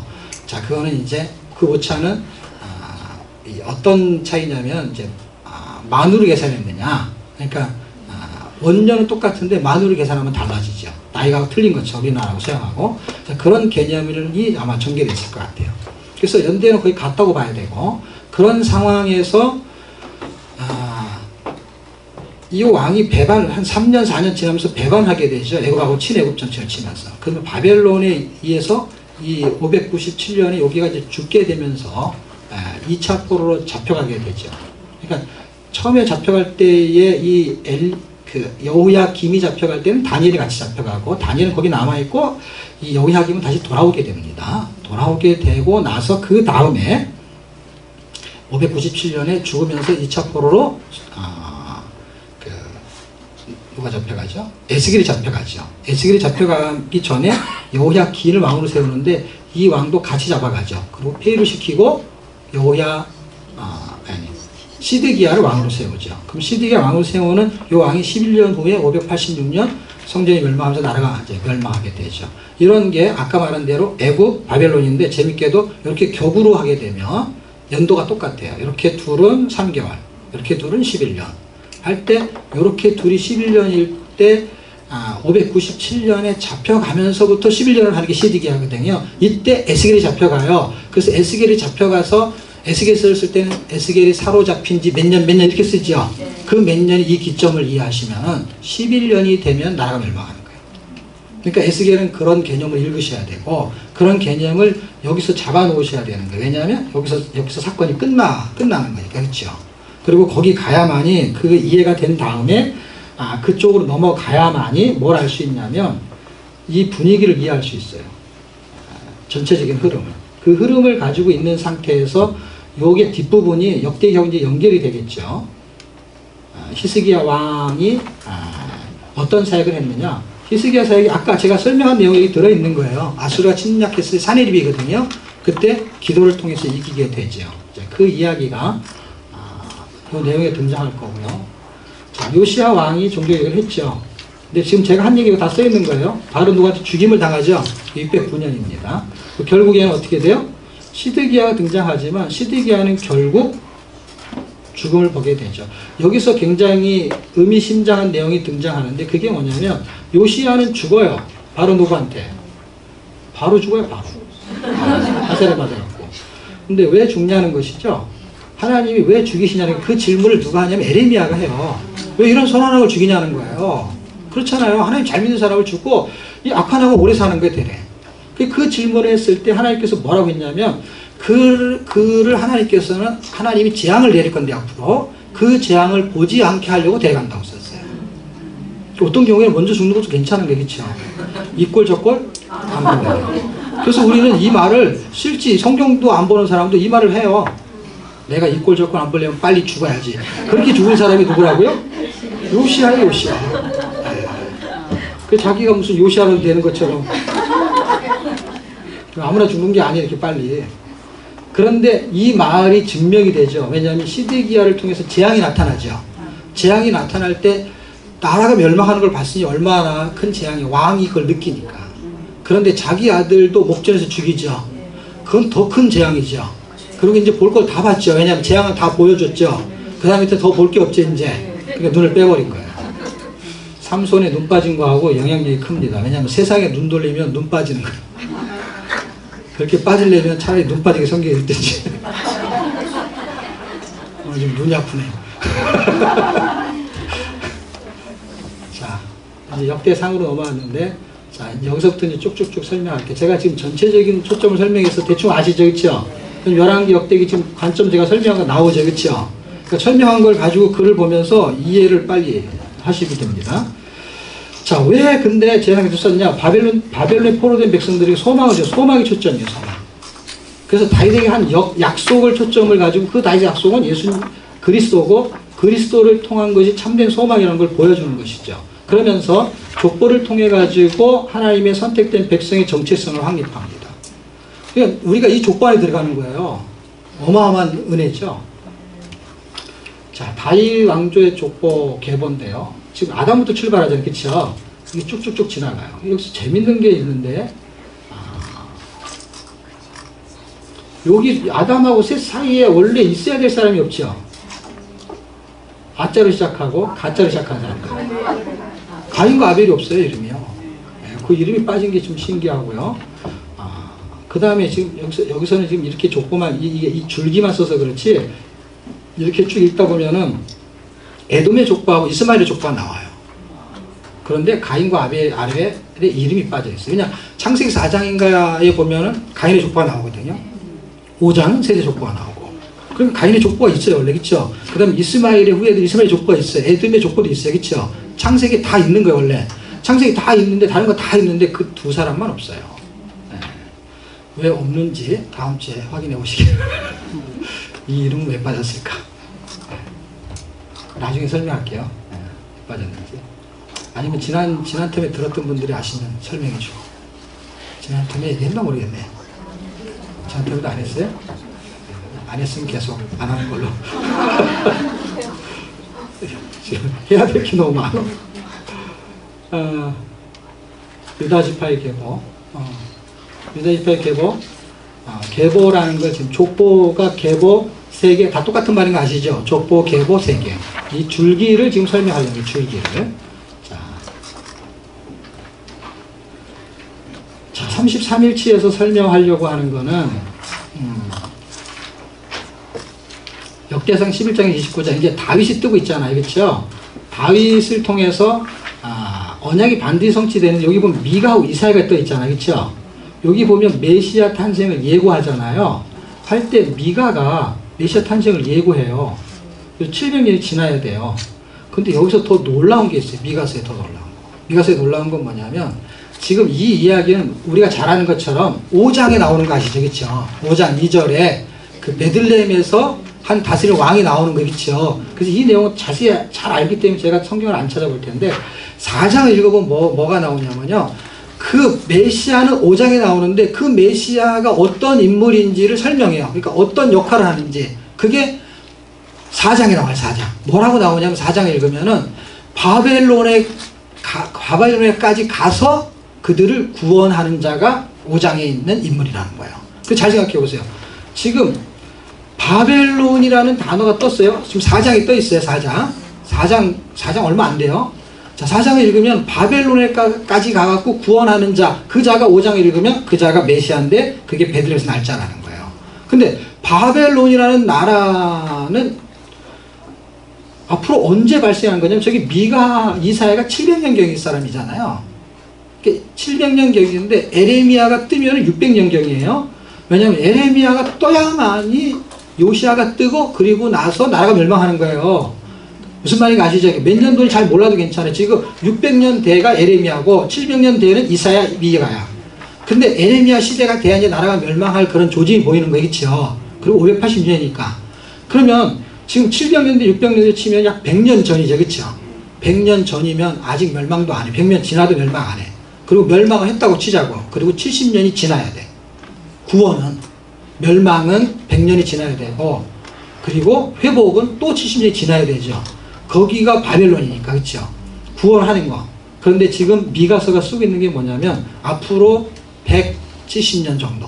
계산하기 편하게 하면 100년은 에레미야 시대, 그 다음에 70년은 회복하는 거. 그러면 데리고 오려면 70년이 지나야 되니까 그때 구원하는 이야기를 미가서 4장에 쓰고 있어요. 아직 일어나지도 않았어요.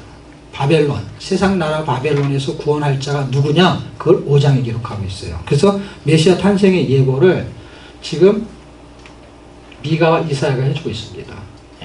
이런 이야기의 흐름이 지금 어떻게 해서 다윗의 언약을 통해 가지고 하나님의 구원 역사와 메시아 왕국이 도래하냐? 그 언약을 확증하는 건 성전 건축이고, 그리고 그 건축은 재건으로 확립을 시키고, 그 언약은 어떤 경로를 통해서 이루어지느냐? 아브라함의 언약, 다윗의 언약. 그것은 그 언약의 확증은 성전 건축. 그리고 그 아브라함의 언약은 어떻게 흘러가냐면 출애굽, 가나안 땅, 메시아 예고, 예수님 탄생 이런 식으로 흘러가요. 왜냐하면 이분이 성전 재건을 하실 분이라는, 어떤 재건? 어떤 성전? 참 성전을 건축하실 분을 설명하는 거죠. 자, 언약의 이야기는 한번 읽어보세요. 여기서 중요한 건 이제 언약을 다뤄요. 역대상에서 언약을 중요하다. 그러니까 언약이 초점이라는 걸 놓치지 않으시면 돼요. 어디에서요? 33일치에서. 33일치 읽을 때 언약을 초점으로 좀 봐주세요. 자, 그 다음에 33일치에 언약이 등장하고 두 달라고 나눴으니까 대상 22장, 29장은 성전. 자, 보세요. 역대상이 이렇게 흘러갈 때 구원 역사의 시작을 해, 그쵸? 구원 역사의 시작은 언약으로 출발해요. 그 다음에 역대하로 가면 구원 역사의 완성이 나와야 되잖아요, 그쵸? 왜냐하면 역사가 시작고 끝나니까. 구원 역사의 완성은 성전으로 끝납니다. 네, 그 두 가지를 놓치지 않으셔야 됩니다. 자, 그 다음에 34일치에 가면은 이제 솔로몬이 성전을 건축하는 이야기죠. 건축하는 이야기에서 역사적인 성전이 주는 의미를 설명해요. 무슨 얘기냐면 북쪽은 성전이 없죠. 남쪽은 성전이 있죠. 북쪽이 있는 성전과 남쪽이 그러니까 성전이 없는 데와 있는 데의 차이점을 지금 설명하려는 거야. 그러니까 구원 받은 자, 받지 않은 자. 그 다음에 북쪽은 어느 길로 갔어요? 줄어요? 여자로 시작하는데 여로보암을 걸어가고 남쪽은 다윗의 길로 갔어요. 어쨌든 그 길로 방향을 이렇게 둘로 나눕니다. 무슨 얘기냐면 그들이 우상을 섬기는 거에 사는 목적, 그 다음에 하나님의 성전을 가지고 사는 목적은 길이 다르다는 거예요. 길. 방법이 다르다는 거예요. 사는 방법이. 존재의 목적이 다르면 사는 방법이 달라요. 그러니까 우리도 약간 왜곡될 수 있지만 우리가 사는 방법은 그래도 방향성이 있는, 그러니까 다윗의 길로 가는 게 우리 같아. 근데 갈팡질팡해 우리는. 그러나 저쪽은 갈팡질팡하지 않아. 그냥 여러 명의 길로 가. 우리는 그쪽으로 갔다 이쪽으로 왔다 갔다 하는 것이죠. 똑같아요. 남쪽도 그랬어요. 그게 이제 의미로 분리할 때 그런 게 북쪽은 그냥 그 길로 쭉 가는 거고 남쪽은 거기도 한번 가봤다 여기도 한번 가봤다. 그러니까 예수를 믿으면서도 교회 밖에서도 뭐 한번 놀아보고 싶고 또 교회 안에서도 잘 믿어보고 싶고 하는 그런 갈팡질팡하는 거지만 그러나 길이 다르다는 설명을 합니다. 길 자체가. 그게 초점이죠. 잘 믿냐 못 믿냐 이 얘기가 아니에요. 여기서는 일단은 다르다는 설명합니다. 북쪽과 남쪽은 일단 갈림길이라는 거예요. 그래서 갈라져요. 그래서 10장으로 끝나요. 북쪽은 그냥 끝나. 그들은 글로 갔다. 그리고 우리는 이 길로 간다. 이렇게 지금 설명하려는 거예요. 그래서 그렇게 가는 중에도 유다만 나오죠. 이제는 11장으로 가면. 그렇죠.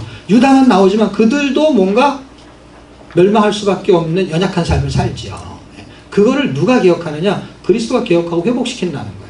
여전히 우리도 여전히 하나님이 개입하시지 않으면 여전히 여로보암 길로 가는 삶을 살아야 되는데 그분이 우리한테 개입하시니까 왔다 갔다 하지만 결국엔 어떻게 해요? 바른 길로 인도하시는 인도자 그분이 개혁을 하시면서 회복을 시키시죠.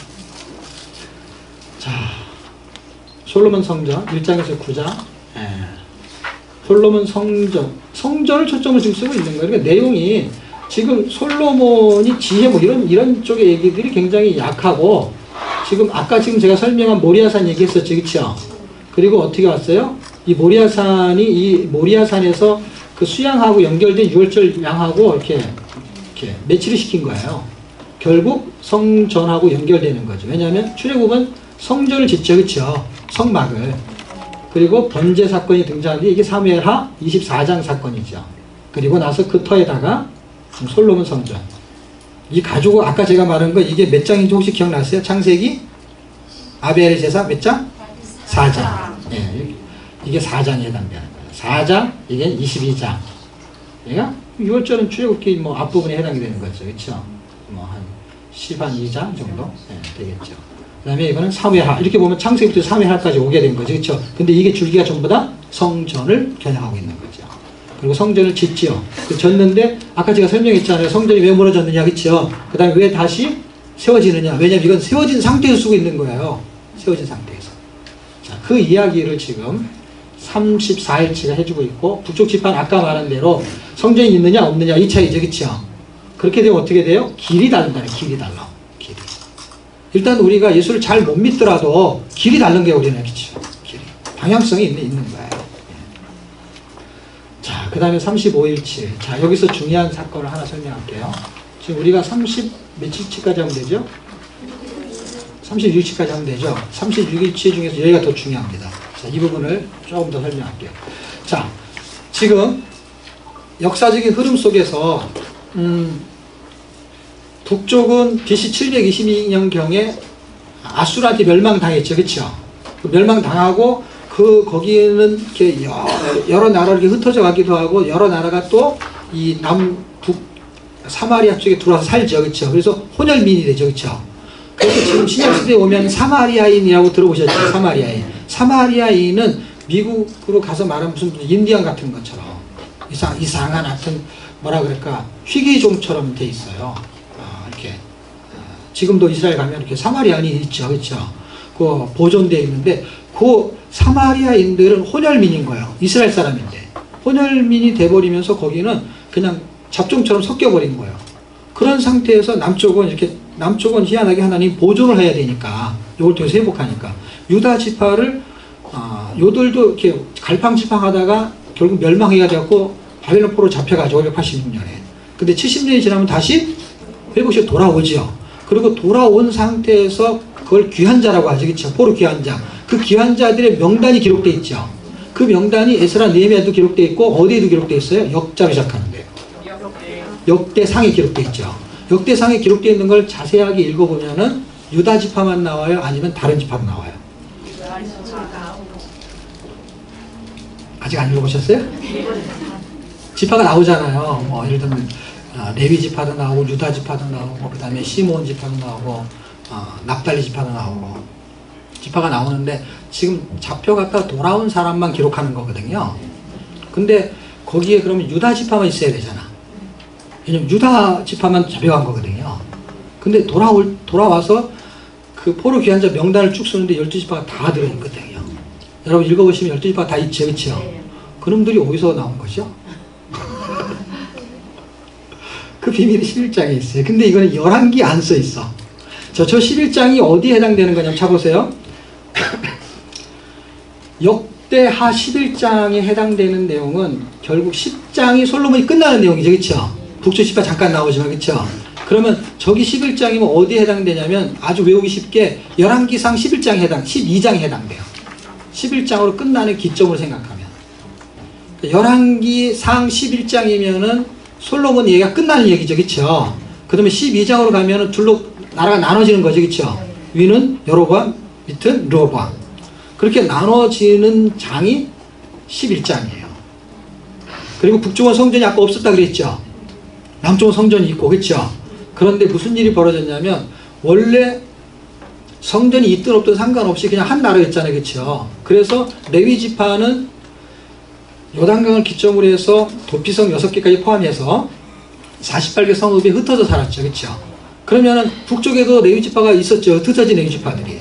근데 나라가 딱 38선이 거지면서 이제는 성전으로 내려갈 수가 없는 거야.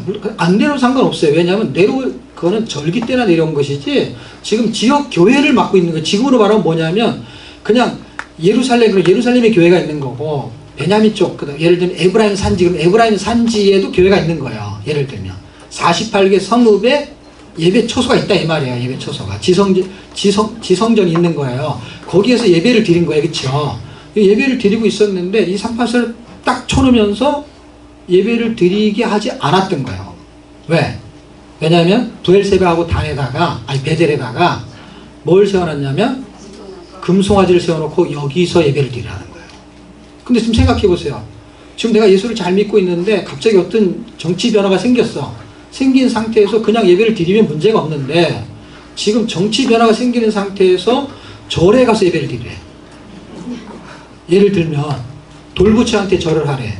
그러면은 내가 신앙이 어차피 뭐 그냥 뭐 남편 따라 간 건데 뭐 아니면 그 좀 아내 따라 간 건데 뭐 그냥 나는 이렇게 운전하러 간 건데 뭐 아무 상관없지 뭐 괜찮아 하는 사람은 괜찮지만 지금 신앙이 열정이 있는 사람은 그걸 할 수가 있을까요, 없을까요? 못하는 거죠. 그래서 그때가 바로 나눠진 그 초기가 이 11장이 그때예요. 거기에 12장. 근데 12장에는 아무리 읽어도 그 내용이 없어요. 그런데 이 11장을 자세하게 한번 읽으세요. 11장을 읽으면 이제 나라가 둘로 나눠진 상태에서 자기들이 제사장이나 레위의 일을 해야 되는데 자기들 밧줄도 끊어지게 생겼어. 그렇게 예배를 드려야 되지만 그렇게 드릴 장소도 변경이 되고 대상도 변경이 되고 하나님이 아니라 금송아지가 되어버렸으니까 그 다음에 뭐도 변경이 되냐면 아무나 제사장을 시켜. 그리고 절기도 지 맘대로 바꿔. 예를 들면 뭐 7월 뭐 10일이다. 그러면은 8월 15일로 바꿔. 그래가지고 그날이 광복절인데 강팍절로 해가지고 이름이 살짝 절기 이름도 비슷하게 바꾸는 거예요. 그러니까 이 사람이 제대로 신앙생활 하는 사람이 그걸 할 수가 없는 거예요.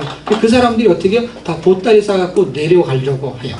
그러니까 이게 38선이 완전히 딱 이게 나라가 둘로 나눠졌지 38선이 이렇게 경계만 돼 있지 아직 담을 안 싼 것 같아. 그리고 이제 경계선만 있는 것이. 그러니까 그때 다 나는 이제 예루살렘을 가겠다. 그래서 보따리를 다 싸가지고 갈 때 각 지파의 레위 지파가 흩어져 있었잖아요.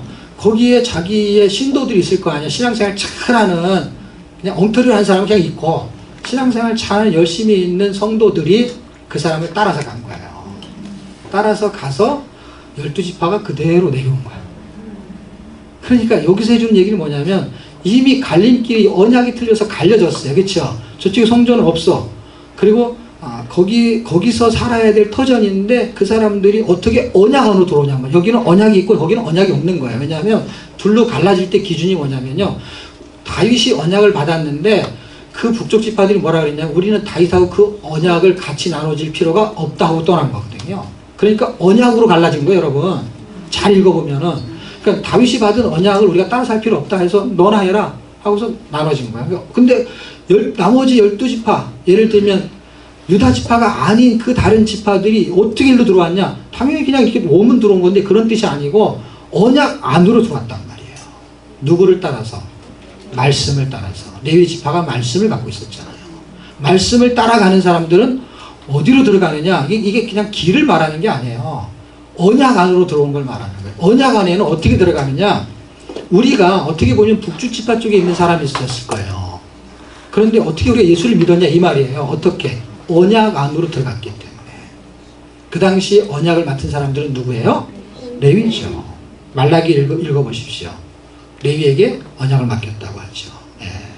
그 이야기가 지금 이 11장에서 굉장히 중요하고 그 11장 11장에서 24장에 나오는 이 부분에 여기 써있죠. 지금 여기서 분리가 됐잖아. 하나님과 분리가 됐잖아. 이게 우상 숭배하고 분리가 되면서 다윗의 언약을 통해서 예수님이 구원하는 예표예요. 그런데 분리된 기준이 여로보암의 길이 있고 북왕국은 일로 가요. 그렇죠? 그런데 여기에 북왕국에 있었던 사람들의 제사장과 레인이 있었잖아요. 그 사람들을 따라서 어디로 왔냐면 남왕국 내려온 사람이 있어요. 말씀을 따라서 내려온 사람들. 그 사람들은 하나님의 말씀으로 개혁이 있는데 이 사람들이 잡혀갈 때 같이 잡혀가는 거야. 같이 잡혀갔다 돌아올 때도 같이 돌아온 거야. 그러니까 12지파가 그 위에 12지파도 있고 이쪽에도 12지파가 있었던 거예요. 그렇죠? 재밌죠? 24지파네. 족보가 그렇다는 거죠. 예. 자, 아사의 개혁인데, 자, 히스기야의 개혁은요, 내면의 개혁이에요. 내면의 개혁.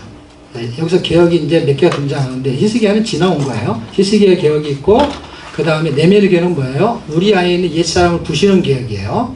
그게 노뱀이에요, 노뱀. 여러분, 노뱀 잘 아시죠? 그쵸? 원망 불평하다가 불뱀이 물려, 그쵸? 불뱀이 물리는데 거기서 구원을 시키기 위해서 장대에 노뱀을 달죠. 예, 그래서 그 개혁이 이게 어디에 나오는 거냐면 모세 때 나오는 이야기잖아요. 그리고 700년 지나면은 그때 히스기야 시대예요. 계산도 어렵잖아요. 이거 수학으로 되게 쉬워요. 왜냐하면 히스기야는 이사야와 같은 시대에 700년이라고 했죠. 거기다 700을 더하면 1400년이죠. 그렇죠? 1400년경 1500년은 모세 시대죠. 그렇죠? 모세 시대 때 이 불변 사건이 있었죠. 그렇죠? 그 전에 나오는 그 아담 때 나오는 그 뱀은 옛뱀이야. 그리고 이때는 노뱀이야. 지금은 꽃뱀이야. 이 뱀들이 이름을 바꿔가면서 나와요. 그놈이에요, 다. 그놈이 요한계시로 가면은 요한계시로 쓰니까 옛날이니까 옛뱀이라고 합니다. 그놈이 광야 때 나오는 놈은 불뱀이라고 하고, 지금 광야 같은 세상에 나오는 뱀은 꽃뱀이라고 합니다. 요새는 또 무슨 뱀으로 바꿔 나올지. 어쨌든 그 뱀에 물리게 되면서 죽어가는데 장대에 달린 거를 쳐다만 보면 해독이 되는 거예요. 이것도 믿을 수 없는 사건이죠. 해독제를 먹든지 아니면 바르든지 뭘 해야 될 거 아니야. 그게 쳐다보면 그게 없어진다는 거예요. 근데 그거를 복음서에서는 예수님이 뭐라 그래요? 내가 장대에 달린 것처럼 십자가에 달리면 이거를 믿기만 하면은 해독이 된다는 거. 뭘 먹은 것이 선악과 먹은 죄가 해독이 된다 이 말이에요. 그 이야기를 하는 거예요. 자, 그런데 요시야의 개혁은 무슨 개혁이냐면 말씀을 통한 개혁이에요. 그래서 율법책을 찰죠. 성전을 건축하다가 성전을 청결하게 하다가 그렇죠. 그렇게 해서 율법책을 찾아가지고 그 말씀에 의한 개혁을 하죠. 우리 하나님이 원하시는 건 우리도 말씀에 의한 개혁을 하기 원하거든요. 그래서 말씀을 읽다가 이게 말씀이 우리에게 사무치게 되면은 개혁되어지는 거예요. 그래서 성경을 읽기만 해도 충분한 거예요. 왜냐하면 이 말씀이 나한테 꽂히기만 하면. 근데 우리는 TV를 보면서 홈쇼핑에 꽂히잖아요. 이거를 홈쇼핑처럼 읽으면 돼요. 뭘 자꾸 이렇게 사라 이렇게 얼마나 좋냐. 이게 얼마나 좋아. 이거는 그냥 믿기만 하면 그냥 다 보너스 배달도 다 되고. 믿음은 곧바로 배달, 천국에서 배달이 되는 거야. 믿음이. 어마어마한 거죠. 그러니까 이게 홈쇼핑 보듯이 읽으세요. 이렇게 쭉. 오늘 채널이 35번 채널이네. 아사야 얘기해요. 네? 여기 이제 필요하죠. 소금 언약이거든요. 여기 소금 언약을 좀,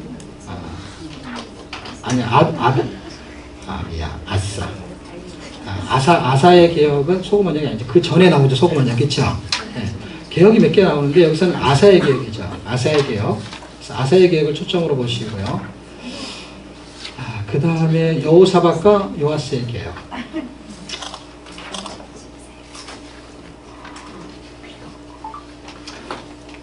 여호사밧이 선한 왕 중에 한 명이었죠. 여기 여호사밧이 나올 때는요, 열왕기로 말하면 열왕기 상에 해당이 돼요.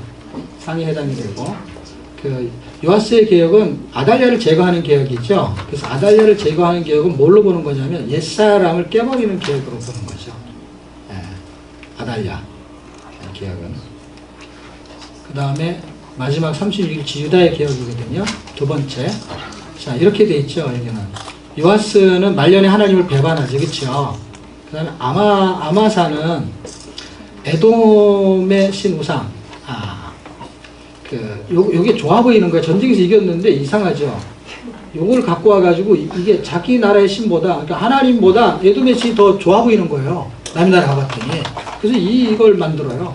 선지자 경고에도 절대 듣질 않아요. 우시야 교만하죠, 그렇죠? 자기가 제사장 역할을 감당하려고 하다가 문둥병에 걸리죠, 그렇죠? 그래서 나하만 장군은 났는데 우시야는 대략 문둥병에 걸리죠, 그렇죠? 이게 교만하거든요. 왜냐하면 나하만 어떻게 본 거냐면요, 겸손하게 본 거예요. 그 나라가 왜냐하면 어떻게 보면 그 당시에는 아람 나라가 훨씬 강했거든요. 어떻게 보면 아람 나라의 속국이었을지도 몰라. 전쟁을 하면 맨날 졌거든요. 그리고 발발발 떨었어요. 나하만 장군 정도가 오냐면요. 근데 나하만 장군이 위치해서 시켜야 되는데 저쪽이 시키는 거예요. 엄청 기분이 나쁜 거예요. 근데 그걸 해냈다는 거예요. 그리고 갈 때는요, 자기가 땅에 있는 저 흙을 좀 가져가면서 자기가 하나님을 섬기겠다고 하죠. 요담은 이 왕이 들어가서 실수를 한 게 있으니까 요담은 아예 성전을 안 가. 아버지가 이렇게 문둥병에 걸려가지고. 그래서 영적으로 부패하게 됩니다. 그리고 그 부패한 영적인 열매가, 이렇게 아버지가 한 것 때문에 아들이 그렇게 들어가지 않으면서 부패하면서 아들한테 열매가 나타나요. 그래서 이스라엘보다 더 타락하게 되죠. 북이스라엘보다도 더. 자, 하나님 원하시는 계획은 내면의 개혁이죠. 내 속에서 개혁이 일어나기를 원하시는 것이죠. 그러니까 내가 변하는 게, 지금 성경은 여기다 갖다 붙이나 저기다 갖다 붙이나 단어가 약간 달라서 그렇지 마음을 돌이키게 하는 거야. 내면의 변화도 결국은 내 마음을 변화시키겠다는 거야. 마음이 안 변하니까. 자, 이제 마지막 이제 므낫세가 나왔네요. 드디어 므낫세로 끝납니다, 이게. 네? 역대기가. 네? 요시아로 끝나는 게 아니라 므낫세로 끝나요. 여기서 므낫세가 더 중요하겠다. 원래 요시아가 중요하거든요. 자, 이게 마지막인가요? 요시아가 나오네요. 여기 끝이구나. 자, 히스기야 므낫세가 기가 막히죠. 자, 이 므낫세가 아까 설명한 대로 므낫세가 14대 왕인데 악을 행해요. 그래서 포로로 잡혀가요. 그리고 회개를 엄청 해요. 왜냐하면 여기서 고생을 엄청 하거든요, 왕인데. 그래서 회개하고 돌아와요. 그리고 개혁을 해요. 므낫세가 개혁을 했다라는 건 제가 어떤 시각으로 보냐면, 하나님이 개혁을 어떻게 원하시냐면 므낫세 같은 사람을 들어서라도 개혁을 하기를 원하세요. 그러니까 하나님은 나를 통해서도 개혁하기를 원하세요. 놀라운 분이, 이렇게 생각하십니까? 같은 게 어떻게, 나는 성경도 잘 모르고 별로 공부도 못하고 나는 학벌도 별로 없고 뭘 나를 통해서 무슨 일을 할 수 있어. 근데 하나님 므낫세를 가지고 있잖아요. 저기에 희망 있고 소망이 있는 게 뭐예요? 나 같은 므낫세니까, 우리가 므낫세니까 왜요? 나 같은 존재도 어떻게 해? 하나님은 나를 통해서도 하나님이 기억을 하시겠다는 의지가 강한 거예요. 왜냐하면 내 안에 그리스도가 있기 때문에 가능한 것이죠. 자, 이게 마지막으로 요시아의 계획과 성전 건축이네요. 자, 15대는 이제 아몬이고, 그 다음에 이제 요시야. 중요한, 아까 제가 설명한 왕이 다 나오죠. 여호아스, 여호야김, 시드기야 멸망하게 됩니다.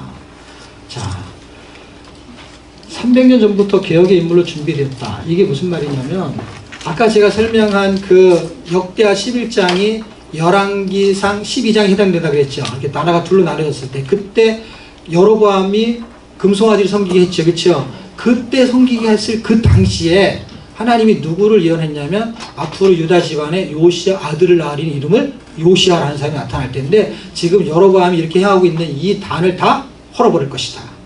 그리고 나서 300년이 지났는데 진짜 요시야가 태어났어요. 그 요시야가 300년에 태어나가지고 개혁을 단행해요. 기준은 뭐예요? 율법책을 기준으로, 성경을 기준으로. 지금 아들을 낳으니 이름을 예수라 하라. 그분이 진짜 탄생하거든요. 미가 이사야가 말한 대로 700년 후에. 그분이 하시는 일이 뭐냐면 개혁을 하시는 게 개혁. 내 마음의 옛사람을 회복시키는 거죠. 자, 요시아의 개혁과 유다 심판의 근거는 포로되었던 이유를 알게 하는데, 율법책의 기준. 왜 포로가 됐냐? 죄 때문에 포로된 거예요. 성경을 읽으면 두 가지의 견해가 있죠. 두 가지의 양면성이 있죠. 율법의 기준에 의해서 우리가 포로되는 거 뭐예요? 죄의 포로가 되는 거죠. 그런데 하나님의 의는 어때요? 율법책의 기준에, 율법책이 재밌는 게 뭐냐면, 요시아가 율법책을 찾아낸 그 본문을 읽잖아요. 11개 보면 나오죠. 읽으면 그 다음 장에 뭐라고 나오냐면 언약책이라고 나와요. 같은 책을 두 개로 설명해요. 똑같은 책. 우리는 보통 그 당시의 책을 신명기로 보는 견해가 많아요. 근데 그거를 율법책이라고 했다가 또 다른 장에서는 언약책이라고 말합니다. 다시 말하면 율법의 기준으로 포로돼요. 죄 쌌은 사망. 그런데 언약의 기준으로 어떻게 돼요? 회복. 이렇게 되는 거예요. 그래서 한 책을 두 개의 단어로 설명하고 그걸 아주 기가 막히게 설명하는 학자들이 있습니다. 자, 어쨌든 포로된 백성을 하나님께서는 회복시키는데, 이 역대기에 끝나는 결론은 성전 건축이고, 하나님의 구원 역사가 그리스도 통해서 성취하시겠다는 걸 보여줍니다. 아까 설명한 대로. 왜냐하면 성전을 회복시키는 분이 그리스도니까. 그리고 장대에 달린 그 노뱀을 보고 살아난 것처럼 자기가 그렇게 사람들을 살리겠다라는 거예요. 믿음을 통해서. 그것처럼 우리가 믿음이 우리 안에 들어오게 되고, 하나님의 말씀이 가슴에 박히면 하나님의 개혁이 이루어지는 거예요. 므낫세가 엄청난 죄를 졌는데 하나님 회개시키잖아요. 그건 하나님이 회개시키고 하나님이 돌이키게 하셔서 우리의 마음속에 므낫세 같은, 그러니까 쉽게 얘기하면 므낫세 같은 나를 통해서 하나님의 개혁은 지금도 성경 읽기를 통해서 진행되고 있습니다. 그런 계획이 여러분이 16주 동안, 또는 이제 또 한 주간 또 성경 읽잖아요. 그런 동안에 우리의 마음밭이 옥토처럼 바뀌기를 주의로 축복합니다. 하나님 은혜를 감사합니다. 복되고 귀한 날, 성경 읽기 좋은 날, 사랑을 축복하기 좋은 날, 용서하기 좋은 날, 하나님 성경을 읽고자 하는 마음으로 하나님 우리가 모였습니다. 하나님 성경을 매일 읽을 때마다 하나님 성령이 역사하시고 주장하셔서 하나님 우리 속에 있는 옛사람이 부서지게 하시고, 성령이 주장하셔서 우리의 마음속에 하나님의 말씀이 박히기를 원합니다. 그래서 하나님의 말씀 믿어지기를 원합니다. 그 믿어진 말씀을 통해서 하나님 이 땅에서 하나님께 영광 돌릴 삶을 살아지기를 소망하며 감사하며 예수님의 이름으로 기도드렸습니다. 네. 감사합니다. 수고하셨습니다.